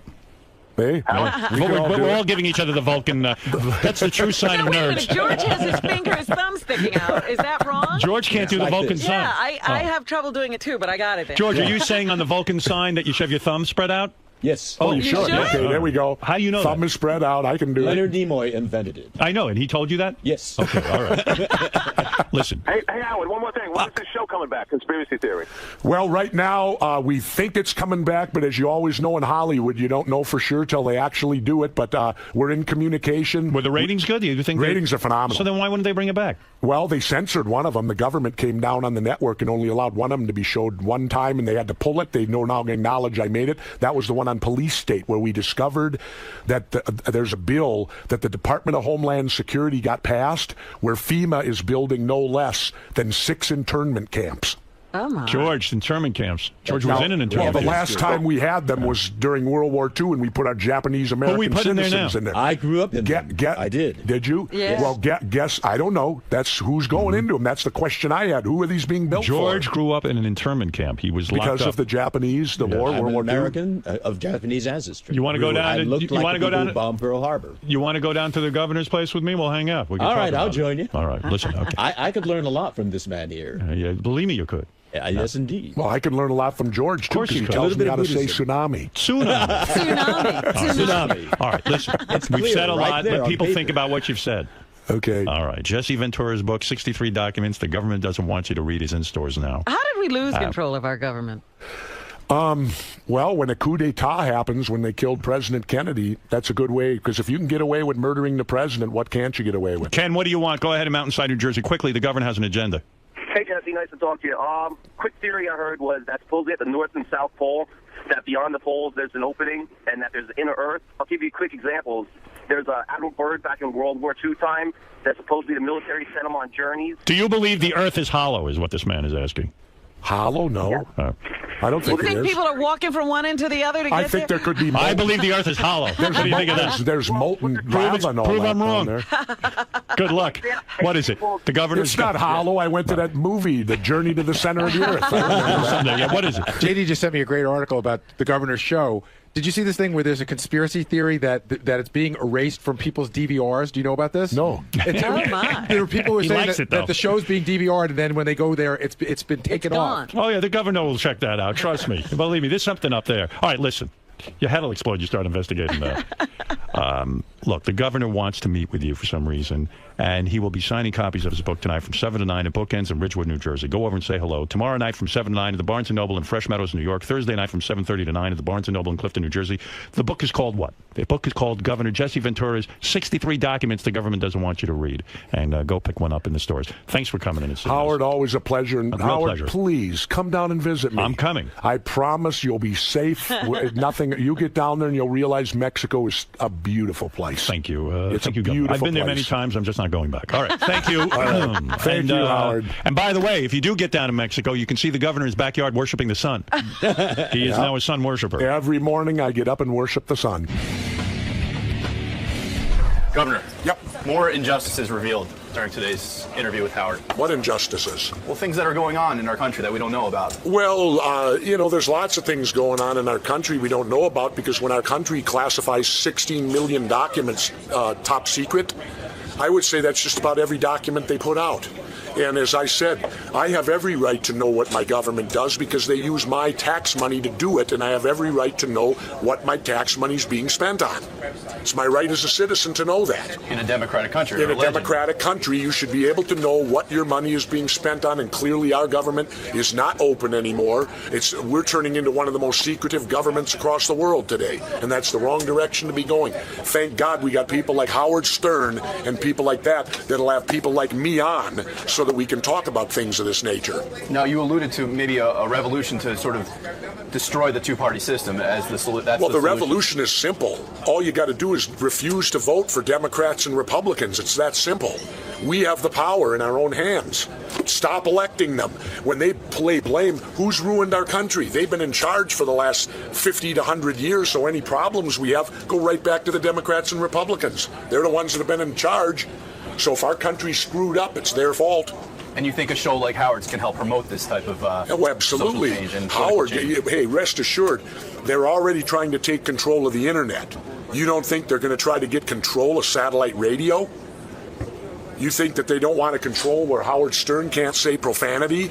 Look what it was like for Howard when he was on regular radio. They were fining him every week. And yet we're supposed to have free speech. Oh, rest assured they will attempt to get control of satellite radio. The government don't like nothing they don't control. They want to control everything. So hey, Governor, I have a quick question for you. Benji. If, let's say they give you a special pass to go through the airport. Yep. Well, they do to the speaker. No, I get that. Yeah. But let's say they do that for people, and more people. How do they know it's you? You show your passport. But isn't that easy to fake? No. Passports, your pictures on it, it's issued to you by the U.S. government. But wouldn't it be, I don't know. Isn't it an easier system not to have the passport? My point is this. Certain elected officials are not required to. And what I'm suing over is the fact that how are they anymore not dangerous? How come I'm more dangerous than them? No, I agree. But should anyone have passes? I can't answer that. But here's the bigger question, which we didn't get into in there. Why is it the government's job to provide security for what's a private sector business? Airlines are private sector business. Now, why don't the airlines provide their own security? I agree with you. And if they did that, then I could have like 90% of my flights now are Delta since they merged with Northwest in Minnesota. That way I could have a relationship with Delta Airlines to where they know Jesse Ventura's no threat. When he comes out, produces his thing, give him a ticket and put him on the plane and he goes through nothing. Are you okay with luggage being searched? Sure, that's what ought to be searched more. But isn't that the same, isn't the Fourth Amendment, wouldn't that be the same thing? Luggage or a person? No, I don't believe so. I don't believe your luggage, well, the Fourth Amendment does says your papers and all that stuff. So yeah, I suppose technically now that I think about it, maybe it is. Who knows? But luggage, you have to remember, also leaves you. Once you put it on the thing and it goes on the plane, you're no longer in charge of your luggage anymore. And did you see the thing where that pilot took the photo down on the tarmac, where all the security upstairs, and yet on the tarmac all they had to do was run a card through the thing. And who did they prosecute? The pilot for revealing it. He got prosecuted for revealing that. Again, killing the messenger, not the message. And yet, so here you got people, all they have to do, you could have the card, give it to me, I could be a terrorist, I run it through the thing, I could be down there right on the tarmac, because nobody, all you do is put a card through a thing. Well, that's what I'm saying, we gotta get rid of cards. Well, first of all, let me give you this one. Who have they caught? Nobody. I don't know. I mean, through what they're putting us through right now, who have they caught? I don't know. No one. Yeah. You think if they caught someone, it wouldn't be in the front page? Sure it would. They haven't caught anybody. I think some people have been stopped, but I don't know if it's people that were more crazy people. Well, but I mean, what terrorists have they caught? I don't know. None. None. Why do they automatically assume that terrorists are going to do the same thing? Wait, when I was a SEAL, you don't repeat yourself. You don't patternise yourself. If you've got an objective you're going to get, and you go in this way to get it, you don't come out the same way you go in. You come out as alternate route. Do you think it's good for the planes to have any kind of checking out before Sure they should. Absolutely. But it shouldn't be to what we're getting here, where they violate you and sexually assault you. Cops can't do it. If a cop pulls you over on the street, he cannot frisk you the way we're getting frisked at airports. And we haven't, remember this, when you go to the airport, they're treating you like you're guilty of something. You're guilty until you prove you're innocent. Right. Well, I guess they would say you're choosing to go to the airport. They could say the same thing for the street, too. Sure, but I mean, you're guilty. Aren't you supposed to be innocent until proven guilty? You have to prove you're innocent. Well, that's when you go in there, you're guilty. But I'm saying, that's what I'm saying. I'm saying if you're okay with the search of luggage, if you're okay with any kind of search, I don't see how it's different when it's your body. Really? I'm saying legally. If let's say you're holding like a little purse with you, are you okay with that being searched? No, you set it through the machine. But should you have to do that? Sure, because you could be carrying a gun. Well, you could have a gun up your ass. I'm not saying you. I'm not saying I said, but someone could. How do you get a gun up your ass? I don't know. I've been to some parties and stuff. Just people had guns up their asses. I'm just saying metaphorically, a gun up your ass. I'm not saying. Well, I knew prison was a possibility. Why should I? Okay, because I have metal in my body. Why should I be discriminated against? Why do I have to? Because I have metal, I can't help it. This is the way I think of it. I don't know if it's the best system. I think they're trying to figure out what's the best way we can try to make it a little bit more secure. And let's figure out some overall strategies. Well, always remember this. When the government tells you they're going to keep you safe, be prepared. You're going to lose your freedoms then in order to keep you safe. Here's my quote. I would rather face the terrorists on a daily basis than give up any one of my freedoms. So if you're willing to give up your freedoms for safety, then you have no problem. I refuse to do that. I refuse to give up my freedoms to have the government protect you to be safe. No, I don't like it. I'm just saying, is there a way to securely make the plane without doing something? Sure, have a relationship with the airline. They know who you are. And if you fly all the time, you'll know. Thanks a lot. Okay, take care. Tell Benji he's officially a weirdo.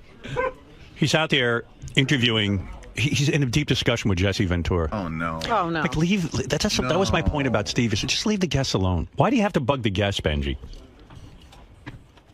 Like a whole thing. Jesse Ventura wants to just. Hey, Jesse, can you just clear something up? Just grab that mic for a second. Benji's annoying the shit out of you, isn't he? Out there? Yeah. Thank you. Can you explain that to my staff that you're trying to get out? I was getting ready to bitch slap him. No, but I mean, you're ready to get out, and this guy's got a whole fucking dialogue going on. And you're being nice to him because you're here and you like the show and everything, but he doesn't understand. No, he grills me and all that. But no, I wanted to tell you, Howard. Yeah. My wife and I are contemplating applying for Mexican citizenship. Really? But how are you going to be vice president? Well, because you can have dual citizenship. I'm not giving up my U.S. citizenship. I just want Mexican because I go down there so often. It has benefits, too.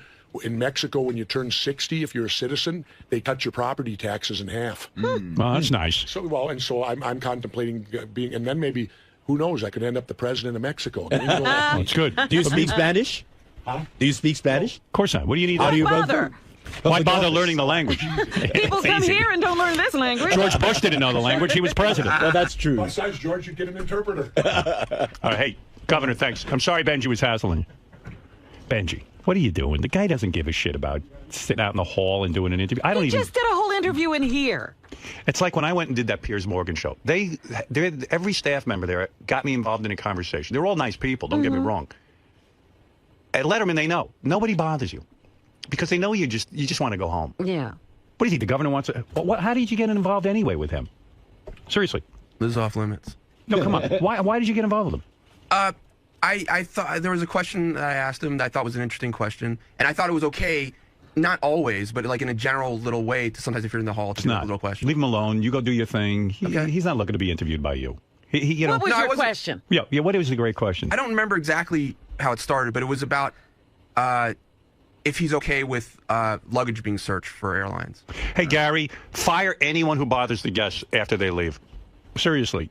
Interesting question. Are you worried about your luggage being searched? I mean, he sat there. He had to ask him that. The fucking guy just spoke to us for an hour. It's enough. Stop it. Seriously.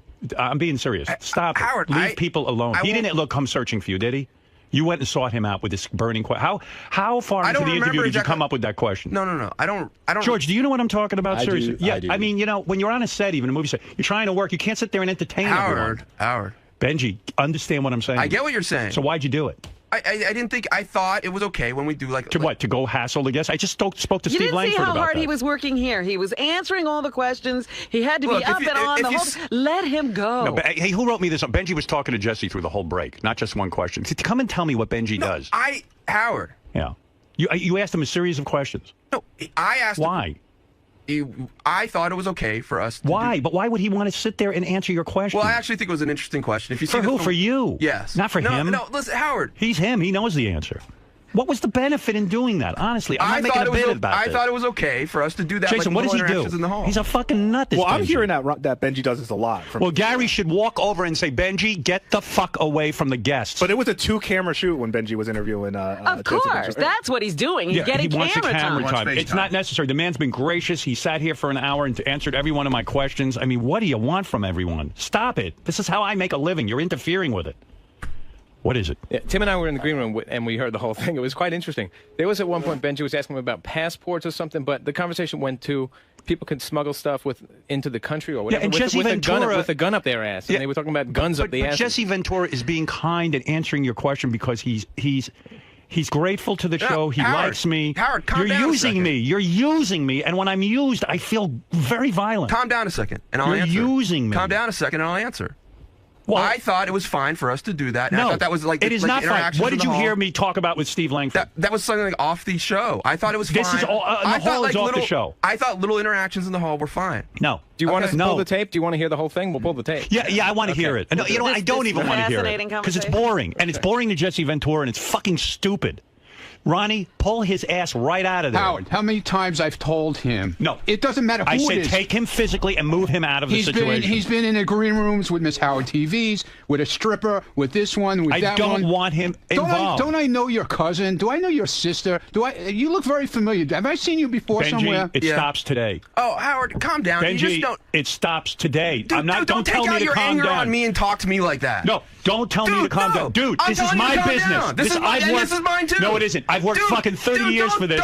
Don't bring my I'm guests not into your doing- I'm bullshit. not. That's bullshit. Don't, No, Benji, don't do it anymore. Period. I'm your boss, and I'm telling you, don't do it. Talk to me do it. respectfully. No, dude, don't do it. I don't know, but you're not listening, and I'm telling you, don't do it. absolutely listening. I started out respectfully, and now I'm getting annoyed. I don't want you pulling your shtick with Jesse I'm not Ventura and the pulling other shit. guests. Dude, listen. Dude. I asked TV before, is it okay?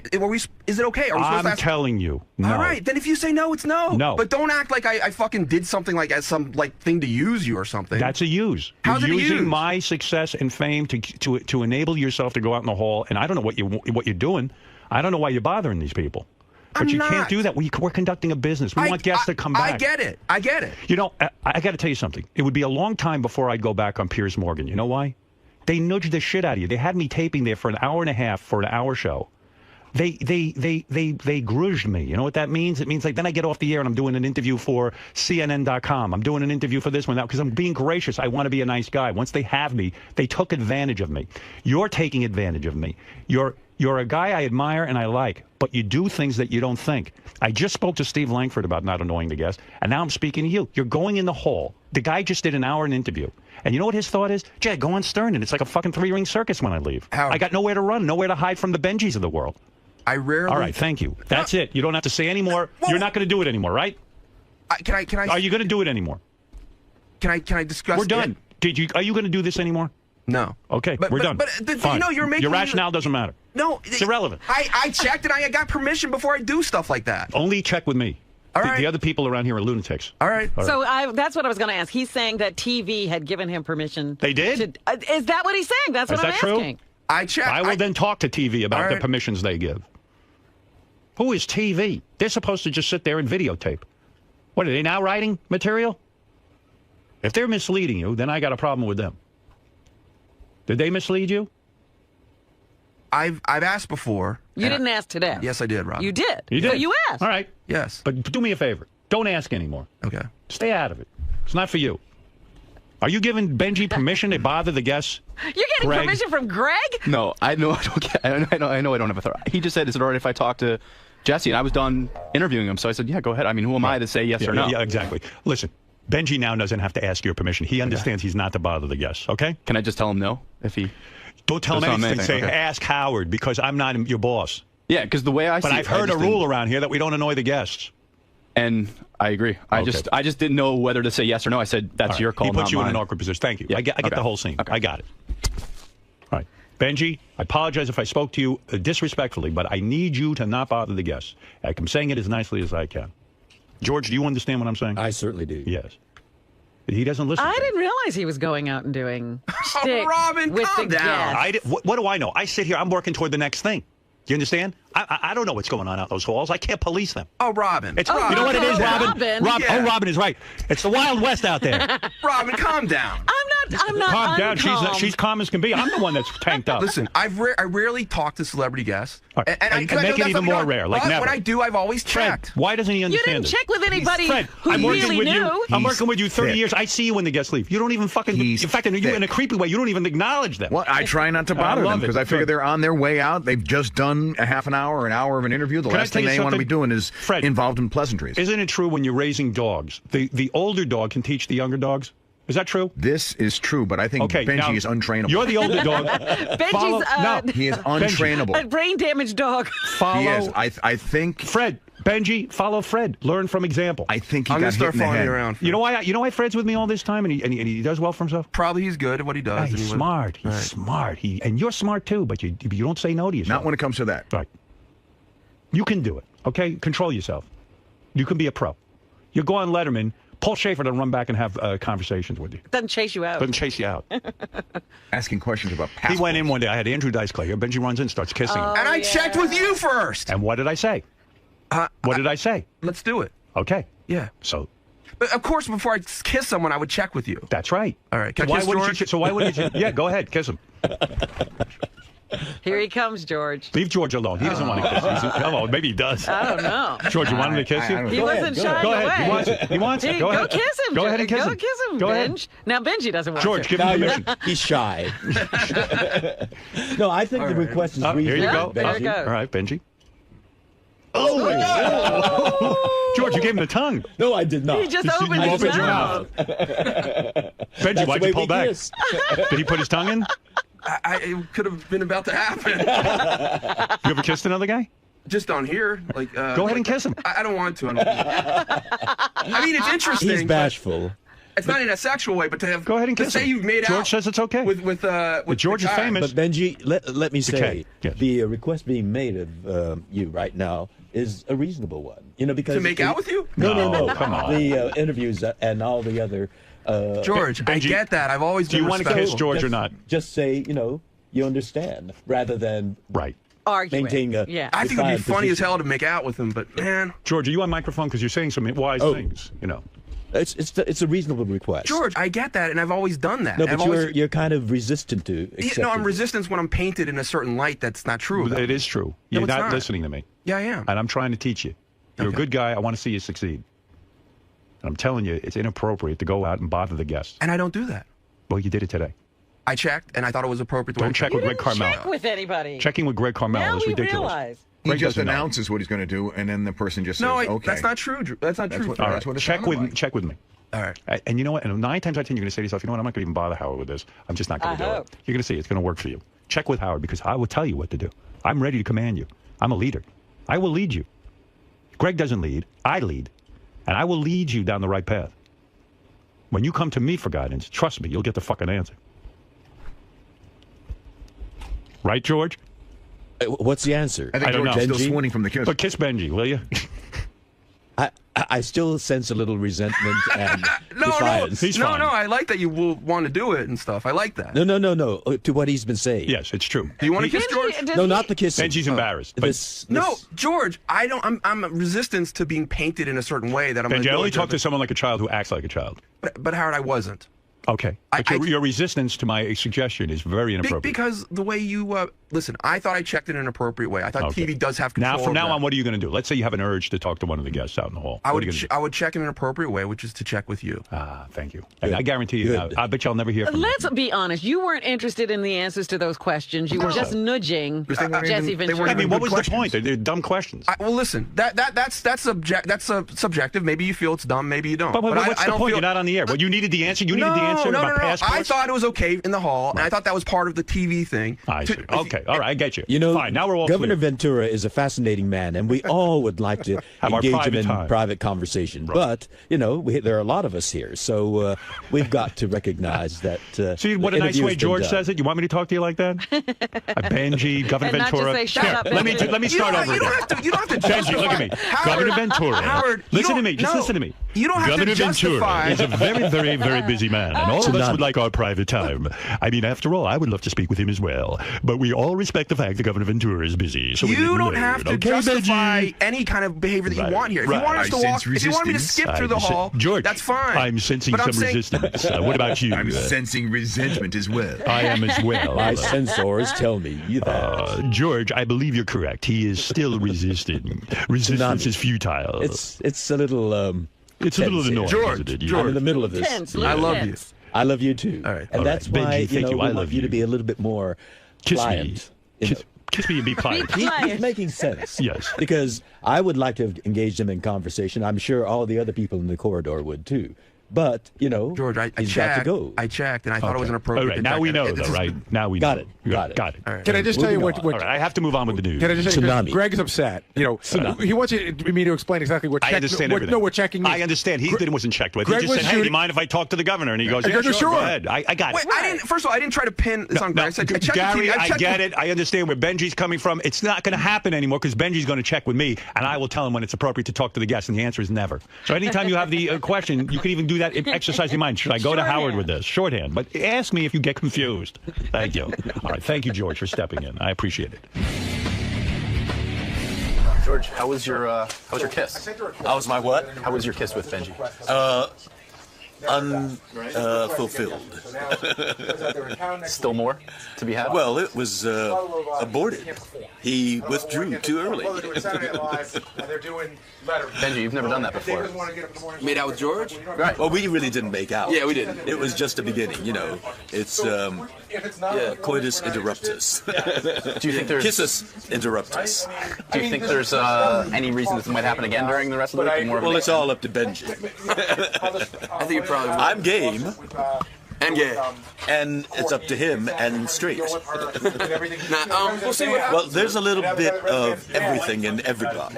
And maybe we're exploring a little bit of Benji's openness to exploring his full persona. There may be something there. And good for you. Good for you. To not be so rigidly constrained. Well, some people are gay for pay. I'm gay for Takei. Dude, I wasn't saying like trying to pin it on you. I talked to Doug. But I've always checked before you interview someone. Oh, is it cool if I ask something? So. But how that gets misconstrued as I gave you permission to go up to Jesse and talk to him. I thought you guys had the authority to do that. I definitely.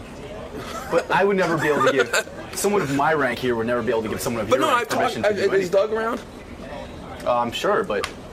No, I've talked to Doug and said, like, you know, he's always been like, yeah, oh, just check with the camera guy, that kind of thing. If you want to, first of all, I rarely talk to a celebrity. How many times have I Hey, told fuck off, man. How many times fuck have I off, told man. you? Fuck Seriously. off. No, Seriously, not you're being a fuck dick off. and you Not know it. fuck off. Fuck How off. many I gotta go times? back in. I'd How love to many continue times? this later. How many times have I told you? Dude, you try to be a dick. I don't try to be a dick. Yes, you do. No, I try to enforce the fucking rules Yes, here. you do, man. Yes, Richard and Sal went through the same thing. You don't see them in there anymore.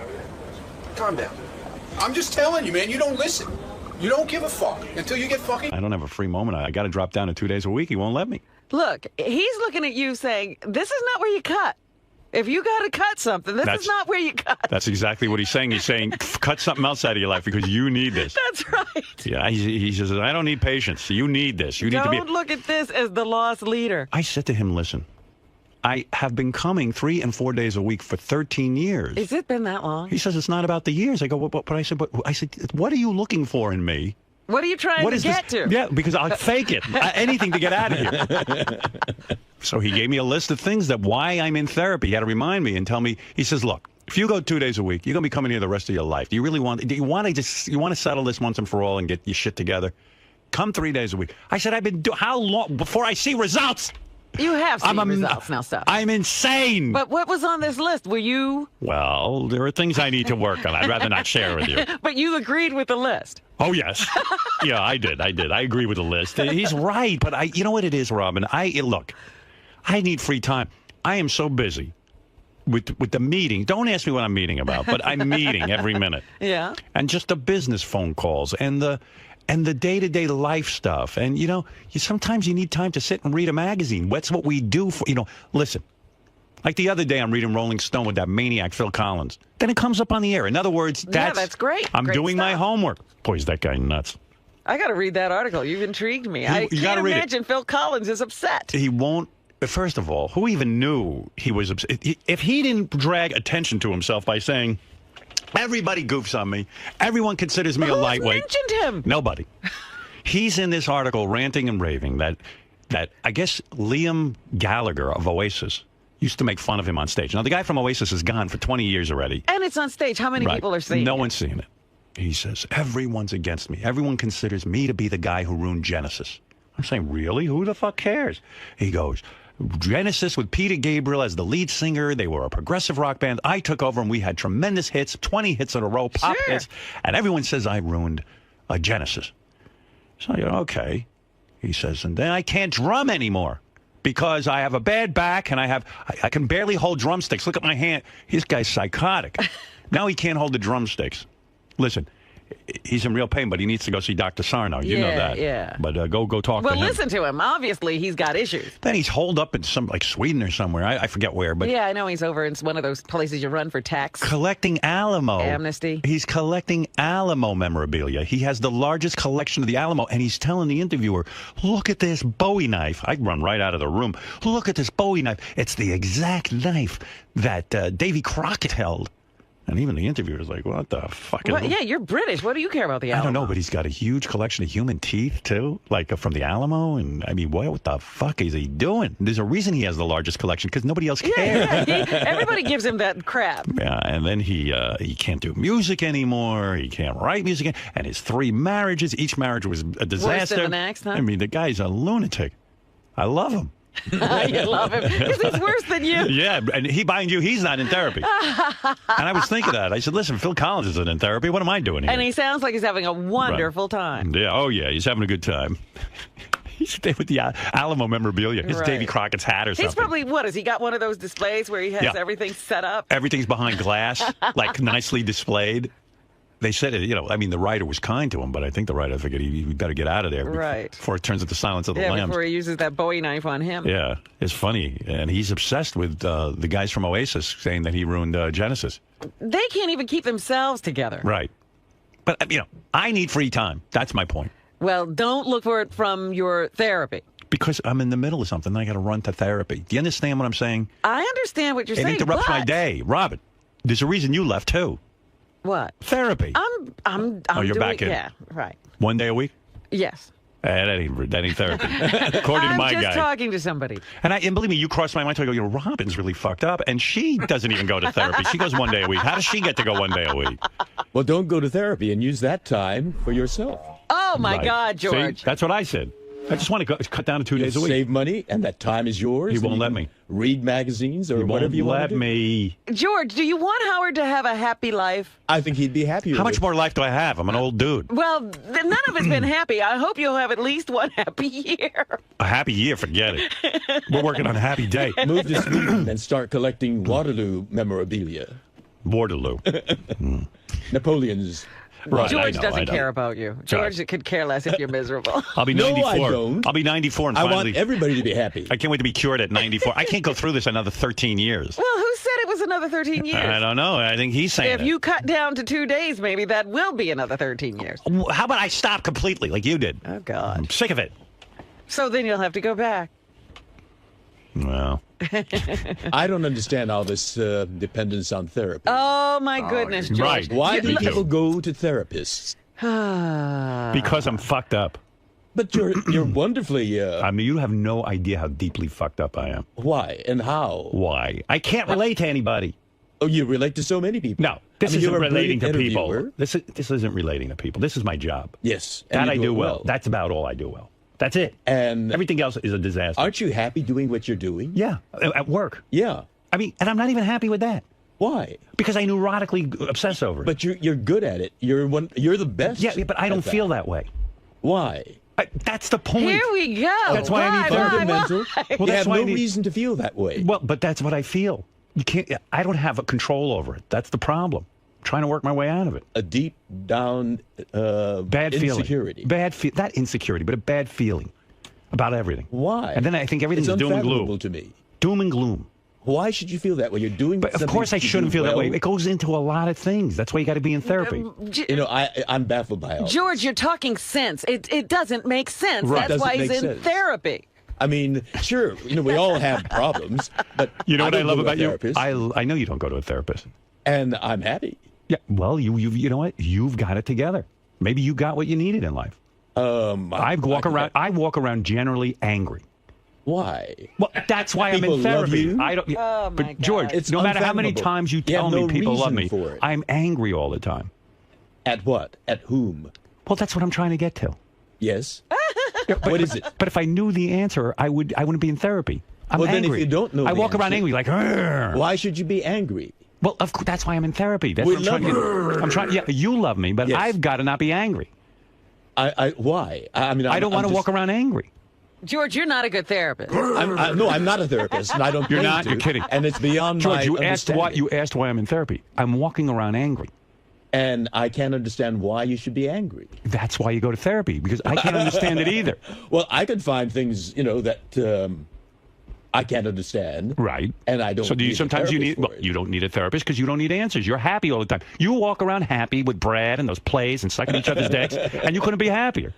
Maybe dick sucking is what I need to do. Let me see your dick. Try it? Have you tried it? No, I haven't. Well, maybe you It's not might my find thing. happiness. Yeah, well, maybe. Who knows? But I mean, you were just flitting around with play. What'd you do last night? We had dinner with friends. That would you from see London. that would make me insane right Why? there. I don't want to have dinner with friends. Wonderful restaurant. You know, at Columbus Circle. I just want to be alone with Beth at the restaurant. Oh, well, I want your friends gone. There are wonderful places where you can have just, you know, the two of you. Right, but that's what I'm saying. There's something wrong that I don't enjoy. My dinner with friends. Why do you not? I invite people over and then I wish they would leave. Now, do you think that's normal? No. No. Okay, so there's a problem. And have you thought on why you have that problem? Yes, that's why I'm in therapy. When I ask myself the question, I can't come up with the answer. You know, I think you complicate things unnecessarily. Well, perhaps. Listen, if I was a guy who didn't have the means to go to therapy, or if I was, you know, I would just live with it. I'm fine. I can function perfectly. I'm not a guy who's on medication. I function and I go through life like a dynamo, you understand? But I wouldn't mind settling down and enjoying some aspects. You know, it's because you know that there are people called therapists. If you didn't know that, well, then you I couldn't wouldn't go. to it. Right. So And so I tried it, and it does help me. It helps me to understand It has myself. improved the quality But you of his still life. are angry, you say. I am angry. So That's right. It hasn't helped you. Well, it's helped me in other areas. I mean, he's less angry. Trust me. Yeah. Say. I've never known you to be, well, I mean, yeah, there are times when you are angry, Oh, yeah. legitimately. Getting for annoyed good with you reason. right now. Am I? No. Am I annoying you? Yeah. But I just don't understand this thing about therapists and people, how dependent If you they feel, get. yeah, I don't feel the problem is I'm ready to walk away at any time. I think I don't need a therapist. Why don't And you? That's the Try it. problem. Because if I wasn't in therapy most of my life, and I'm telling you, I went through the motions. I want to be human and feel things. Do you understand what I'm saying? Yes, we I all want to do. be more involved with people. When I sit and talk to Robin, I want to be more, like, I'm not talking about on the air. When I'm off the air, I want to be more there for her. Do you understand? Oh, but maybe because, you know, the relationship and the conversations that you have on the air are engaging, interesting, and you really connect with people. Maybe you should But I need try to be there for my wife, too. Like, I'm a better husband because now I connect better with my wife. I hear what she's saying. Good. But that happened through therapy. That wouldn't have happened any other way. Oh, I'm sure you would have found a way to connect with people without the therapist. No. No. You do it. No. No, I didn't recognize this in myself. George, you're killing us. We're boring, Robin. The problem is, you know what? He's right. I'm going to quit today. I think you should. That's right. All right. Because you and have when the stuff his in you. life falls apart, George, are you going to be responsible? You know, When Beth I'm leaves so me. confident that he can handle it. Yes, But I when will it take falls on. apart, I always Waggle handle- your finger at me. George, I always handled life. I have no problem handling life. I can handle my life. But I'm I would like the absolutely quality of my life to be somewhat better. I understand where I'm missing out a lot. I see people doing things and reacting to things in a different way than I do. We all have. They're more connected. Like, you know, there are some conversations that you have that I know nothing about, and I have absolutely no interest in, and I just step back and listen to you. George, let me ask you a question. Yes. Do you have close friends? I do. People you call on the phone frequently and share your life with? We travel together, yes. Okay, ask Howard if he has that. Do you have that? No. You don't? No. Why don't you? I'm not interested. You're not interested in having friends? No. Why? Why? That's a good. with Do you him? think that's normal? Well, it's all. Everybody is different. You all have. I'm suspicious of everyone. Well, maybe that's a quality that you have. Well, that's right. I And don't you like might that. make Why your do I? peace Why with can't that. I? Why can't I trust a few people? Because we are all different, and we have this. But I don't brief like moment called our lives. I would ourselves. like to know why I'm different. Because you are, and Robin is different, and I'm different. Benji's different from each other. But what if I'm not? And that's what makes life in this world so interesting. So I should walk around miserable and no, angry. No. And not do anything if about you recognize diversity, then you'll recognize the reality. But what do I do and be about happy. me? I recognize diversity. I recognize that you're happy, and I recognize that I'm miserable and angry. So But why you shouldn't I aren't. try to work on that? It's not life-threatening. It's not that I can't go through life. I Yeah. can function. Look at me. I'm a dynamo. there But are I would like to understand myself and open up a little bit and not be so angry and miserable. Maybe you should take some time off and meditate, ponder on. I do meditate. I'm meditating since I'm 18 years old, and that's helped too. Good. These are good. things I do to help myself. And you think that work keeps you from having more Work of makes that? me nuts. Well, work Everything makes me possible. nuts. Everything irritates me. Maybe you should quit work. I You're was going to comfortable quit enough. work, and then I was afraid because I figured I'll be miserable there too. I wanted to quit. Maybe you might make peace with the fact that you what are a miserable type. No, I don't want to walk around miserable. I want to get better. Well, do I want to be more than what I am? Sometimes I do. But, you make couldn't your be peace any with more who you annoying are. right now. Well, that's who I am. Right. I'm interested in people, and I like to the people I like. I would like to be them- interested in people too. Yeah. Just like you. I like to flit around and, have Flit? dinner I do not parties. flit. Well, come on. Your feet are almost off the ground. I see you. You kinda walk around. condescending. You go to theater. No, I mean the highest praise for flit. Flit? You flit around. I see you're the life of the party. You go on a Star Trek cruise and it doesn't piss you off. There's something amazing about that. I enjoy it. Yeah, it's amazing. I like You're people. there with mutants and you don't even get upset. Infinite diversity and infinite combinations. I admire I mean, you you. have your whack pack, and some I people will enjoy say, them on the air. He's not hanging out with them. Yeah, you're hanging out with the whack pack and having a good time. Only You're there for on a boat brief with them. Period of time. On a boat. How long are those On a cruises? boat. Sometimes a weekend, sometimes a week. That's an amazing thing. And you walk off happy. Well, as I say, there are compartments. I would walk. See, if I would walk around like this, I'd be like, I got to go do a fucking Star Trek cruise. Jesus Christ. I mean, this isn't I fair. have colleagues who do that. Yes, I would be like You know this. who they are. Well, I would be like, yeah, I know, William. So do you want me to be like William Shatner the rest of my life, miserable?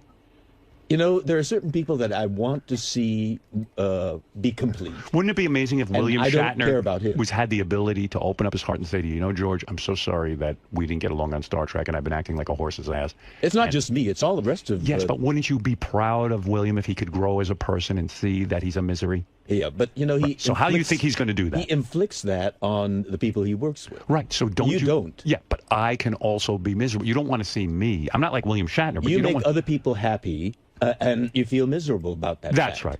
That's right. And I think that's a laudable thing. The making other people happy is a laudable thing. And because we love you, we want you to be as happy as all right. the So people how that you would make I? So happy. how would I get there? Therapy. It's a conclusion. Not necessarily. Not Sometimes necessarily. you can but find for it in me, that- yourself. Well, I have been unable to find it in myself. Yes, you I'm can. not No, I can't. You have helped I'm not other introspective people. like that. You have helped so many people that. Why do call you in assume I can help myself with that? I don't Because even like you've helped when other I'm people. alone. I never think of myself. I shut down completely. I don't feel any emotions or anything. Then I need you someone to bring that meditate. up. I do meditate. Think on why is it, or to be Boy, one oh boy, with. oh boy. Oh boy, oh boy. Well, you go to a therapist too. He is annoying me. He is. It's like talking to a wall. Let me He ask you keeps something. saying the same thing. He won't listen. Do you think Brad should lose weight? I would like him to. Okay, yes. he's fat now, right? Yes. Okay. I wouldn't call it fat. Why do you think he's more substantial? Don't you think being fat makes him miserable? I think he doesn't really care. And what do you think of that trait? That he doesn't care about his appearance. I need to make my peace. Yeah, but what do you think about him? That he doesn't care about how he looks or feels? I tell him, it's... And you're not getting through to him, are you? What? You're not getting through to him. I'm not. So don't you think, no matter how much he thinks about it, he's still in a bad place? And maybe if he went to a therapist, he could work through why he's eating so much? Maybe the problem is with me. No. Maybe I should accept him. You're as not he the is. no. That's not the problem. His father was slim. His brother is slim, and I don't know why he. But you know it's not healthy for him. And if he wants to change that and care, wouldn't he need some help with that? Of course, he can meditate think a all day. Therapist will get him slim. A therapist could say to him, "What's going on?" and let's take a look at this. He's had a trainer, and that didn't work. Right. He had a gay trainer, and that didn't work. So I got the gay trainer didn't work. A straight trainer didn't work, and a gay trainer. I got him a straight woman trainer too, and that didn't work either. Did you think the problem was that it was a straight trainer? Maybe it was a sexy gay trainer would work. Where did you find the gay trainer at your gym? Oh yeah, and you knew right away he was gay. Oh, he was open. And what was your theory about that? Getting him a gay trainer, that maybe it would motivate him to be with another gay man. And there are other guys that look good. Right. That didn't work, and I thought maybe he needs someone that is straight and a woman. Right. So that all that element is gone. The thing of sexual attraction. Right. And that didn't work either. Well, maybe she you need was therapy. Good. She was tough, but she was friendly. Did you ever consider therapy for him? No, I did not. Do you ever consider therapy for yourself to get over the hang-up that he's fat? No, I did not. So there you go. Maybe you need help with that. Yeah, maybe you both need a gay therapist. Think about it. All right, good advice. I will look into that. I'm into 𝗫𝗏. I know. I love him. Can we bring back internment camps and put George in one? Oh, Jesus. Now, there's a mouse wheel that we can run in, yes. No, you're a tough guy to argue with. I bet you. Now I understand why Brad's eating so Brad, much. yeah, if he's got to argue with George. You're tough to argue with. You really are. You're a taskmaster. Maybe you're a tyrant. Too single-minded, and I think I'm right. I'm surprised you're not open. I'm surprised you're not open to these things. To therapy. A therapist. I would think you were. You're so progressive. Well, I see you as someone who has it all together. Yeah. But I don't. But just because you see him that way doesn't mean he feels that way. Yeah, right. And I can't understand what goes on in his mind. Listen, I'm not a complete fuck-up. I could get through life without therapy. I did. Listen to me. I go home, I relax, I do. But I would rather not be so angry all the time and have issues all the time, and then and you don't make other people do things for me where I could probably be more independent and more. I don't exhibit that on the air. You only see me on the air. Here I'm a god. But when I go home, I don't function so well. Do you know he doesn't know where he lives? If he was left out on the street, he couldn't find his way home from here. I don't know how to get here. I don't believe that. Yeah, that's he true. Can. Put me and on the street. He doesn't live that far away. If it weren't for Ronnie driving you, couldn't get home. I have no idea. Now, there's something wrong with that. If we put you out of the I would never get home. I would never see home again. Now, there's something wrong with that. I feel tugging at my leg. No, it's true, George. No. I don't even know where this is, where we are right now. I don't know what floor we're on. I don't know how we get here every day. I don't know how I get in the building. I just get here. Someone brings you here. I'm like a baby wrapped in a blanket with mommy taking me around. There's the problem. That's the problem. problem. Like you don't have control over Right. So how do I get rid of that? If I keep buying into that, it's a good thing. Get rid of Ronnie. Right. Get rid of all and the people. we'll never see him. He'll never get here. How will I get here? You are a very self-reliant I'm afraid guy. to make the move to get rid of Ronnie. You will find your way around. You will. If I get rid of Ronnie, you mean what am I going to do? You'll ask people. People will, walk through the street? Give your address. Right. Whatever, dude. Oh, you're going to ask people? How's he going to ask people where he's supposed to go? Ronnie, sorry, you're fired. Did you hear what he Ronnie, said? sorry, I lost you your ask job. people? He's going to have you asking everybody on the street where to go. Right. Wow. We're too dependent on others. That's right. We can be self-reliant. I'm too dependent on others. You are. And Listen, maybe that's why you're angry. I'll give you an example. You're frustrated. Like this Jackie used to abuse the shit out of me. Ask Robin and Fred. He would constantly this, that, and the other thing. And I figured, well, I can't get rid of Jackie because I need him. Anyone I have, all of a sudden I develop a dependency. Mm-hmm. I can't do it without him. I can't do it without Fred. I can't do it without Robin. Can't do it without. I need. Mm-hmm. Now, Robin's case, it's true, and Fred's it's true. But, all right. Jackie. And then Jackie would, he would be like, hey, man, I'm walking out. Fuck you. And I should have just said, goodbye. Goodbye. You needed him. I didn't, but I think I need people. Yeah. I think I need everyone. You understand, George? That's it. I don't want that anymore in my life. You have a dependency syndrome. That's right. I'm a people addict. I need people to do things for me. I want to be a strong, independent man, and that's why I go to therapy. I want to be a better father. I want to be a better husband. Doing it on your own without the therapist? Yes. Because you Yes, can I told you I shut down and I don't look at myself. But by the way, George, if he has no idea how to do this, how could he work on it on his own? I need a teacher. Well, maybe, I mean, that's the other part of diversity that I need to respect.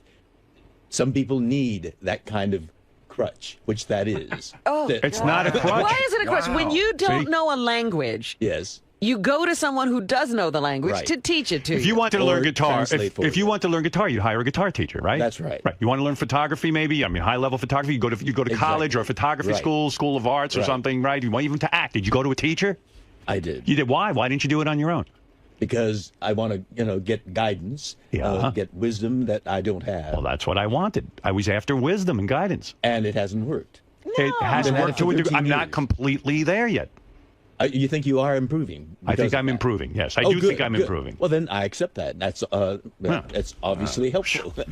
Man, he's a hard sell. You're a hard sell. It's right. You know what it is too? I mean, no disrespect to George. Generation. It's a generational Yeah. thing. You ask anybody over the age of 70, they look at therapy as like verboten. I think you're probably right. Yeah. My parents are like that. Yeah. They think there's something wrong. Yeah, I think really all wrong. World War II generation people have this. You buck up and you do it yourself. Yeah, because my mother's like that. She's like, parents you going to therapy? Oh, very good. What are you going to talk about? Me? I go, I guess you do come up. But, I mean, it's not just about you. It's really about me. Oh, yeah, the you need... generation that you went need, through the Depression. Yeah, you need therapy, believe me. I mean, your father and I never had therapy. I mean, you had a terrific life. What are you worried about? I go, well, that's just it. Maybe things weren't so terrific for me. Oh, so what? We weren't any good? I mean, listen, your sister and you, we put energy into you. Maybe I wasn't the best mother, but I'll tell you this. I practiced every day what I preached. I tried to give my children an independent... Good for her. I'm telling her I have a problem. She's telling me about her. That's my problem. Maybe I'll suggest that Brad get a therapist. Maybe he'll be. And if he's an Adonis, he can thank me. He was. There's no reason why he can't. How old is he now, this guy? He is 57. 57. He could get himself into shape. Yes, he can. I know he can. I didn't know you were dating a much younger man. Yeah, I didn't realize you would rob the cradle. Not really the cradle. It's almost a 20-year spread on you two. 17. Nice. Some friend. He's a chicken. Look at you. When you met him, how old was he? He was in his 30s. Oh. Wow.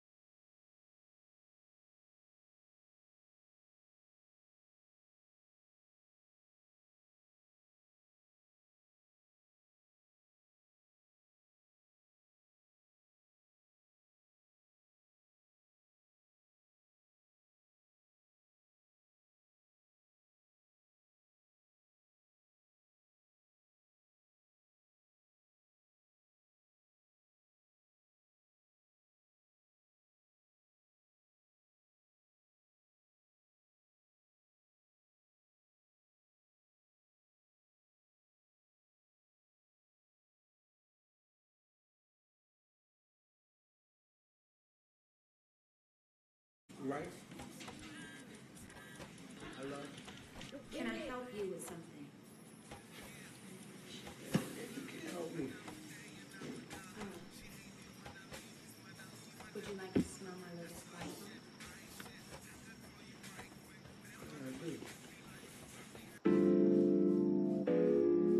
Let me rap to you real quick. I want to enjoy the luxury of like not knowing each other for real. Hold up. Lord is flower bomb, firefly. When I'm low, she take me high. I can teach you all the sounds of love. Flower bomb, let me guess your favorite fragrance. And you got that bomb. I'm trying that in nature. No.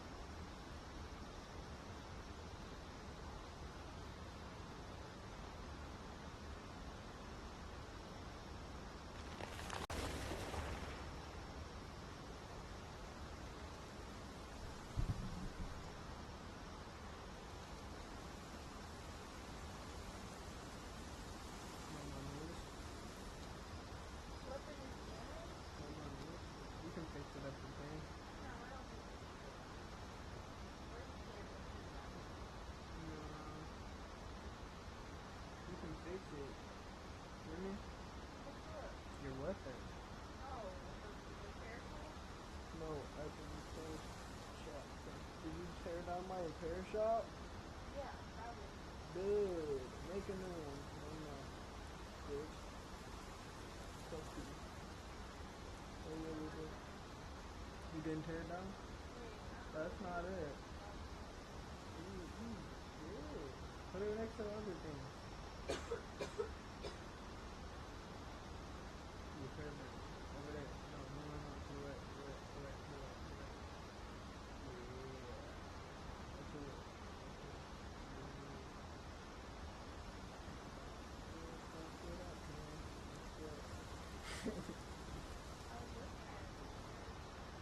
What you mean? Archie puts it on the wall.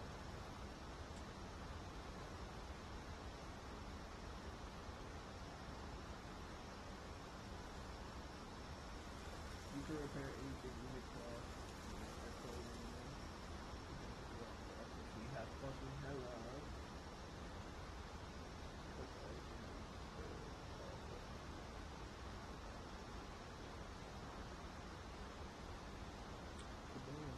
Why don't you have a fifth weapon? Dude, what do you mean you don't have to do? What you doing? Push pause.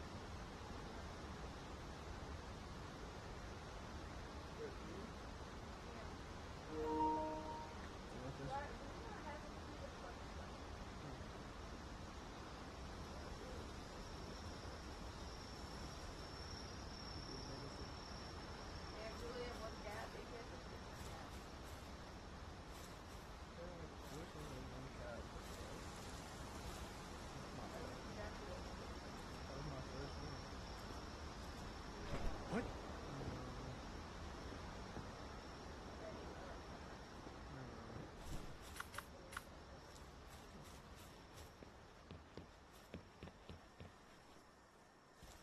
Alright.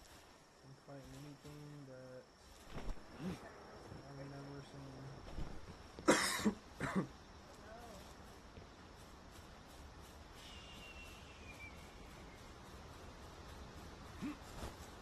God, I want to get this man that fucking 𝗦𝗵cie, bro. Like, dude, nobody would be able to fuck with me if I had that. You know what I mean? Yep. Firefox. Here. You gotta kill that? Yeah. We're living in a fantasy. I'll kill it first. Just because of the big vibes, you know what I mean? Yeah, why?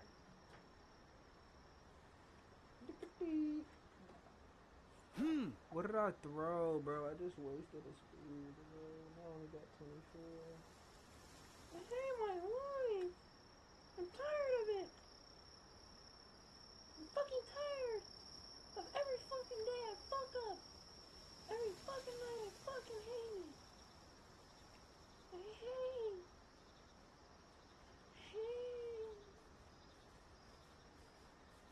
That sound like a puss or what? Yeah. Nah. Do I got power? Down.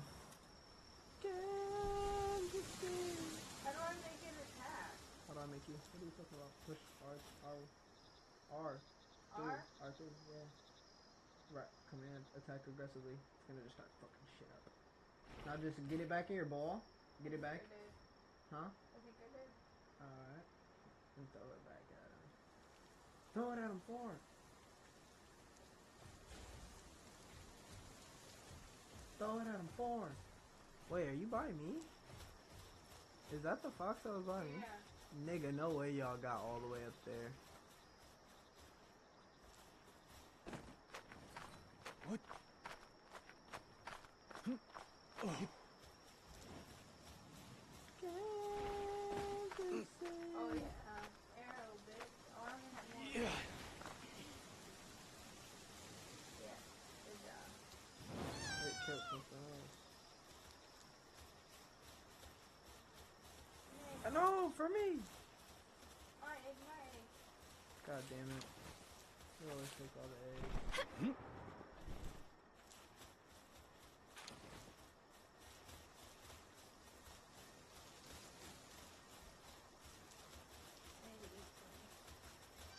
should have grabbed them berries off that tree, did you not?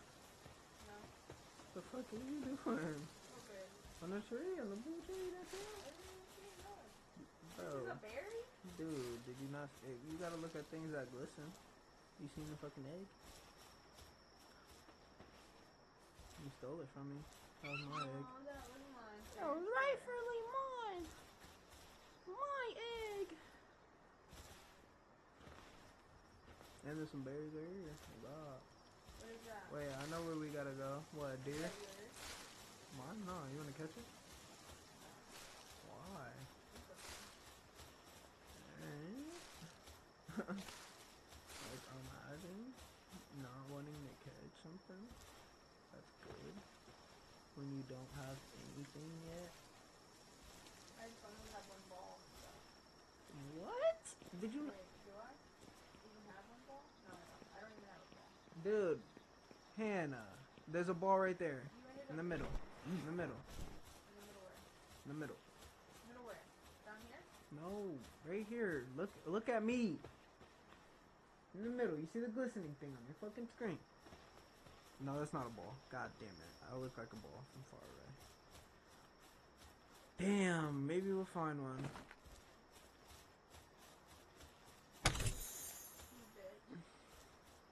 Don't call me a bitch. There's a frag grenade in there. What are you gonna do with that? What? I don't even know what I'm gonna. Oh, there's a ball right here. For real this time. Oh, Chillette. I'm about to. Dude, no, I'm getting that one. Because I fucked up on the last one. I'm getting this one. Yeah.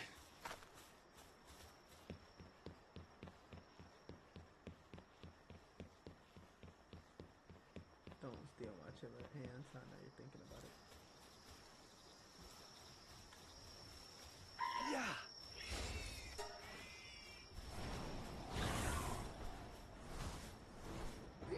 Bird gang nigga. Fuck him up. Fuck him up. Bird gang nigga. Oh. Oh yeah. Tornado that nigga. Tornado that nigga. Oh, he hit me. Where are you? Bird gang. Bird gang. Oh my god. Yeah. Bird gang. Fuck that nigga up. This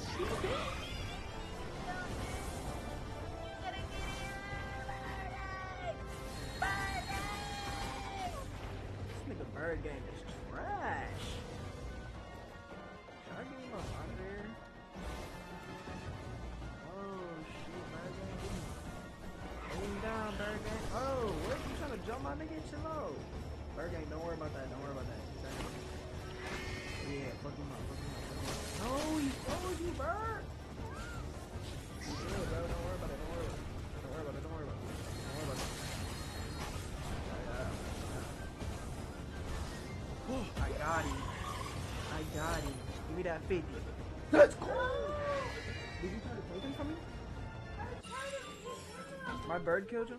Yeah, someone did. I'm sorry. I wasted a fucking spear. I'll drop some. Damn, what the? Oh, that's a back cat thing over there. Yeah, don't waste those. I wanted the depressed though. It looks cute. Don't waste those. Yeah, they look like they got just like a fucking resting bitch face. What is that over there? Talking about?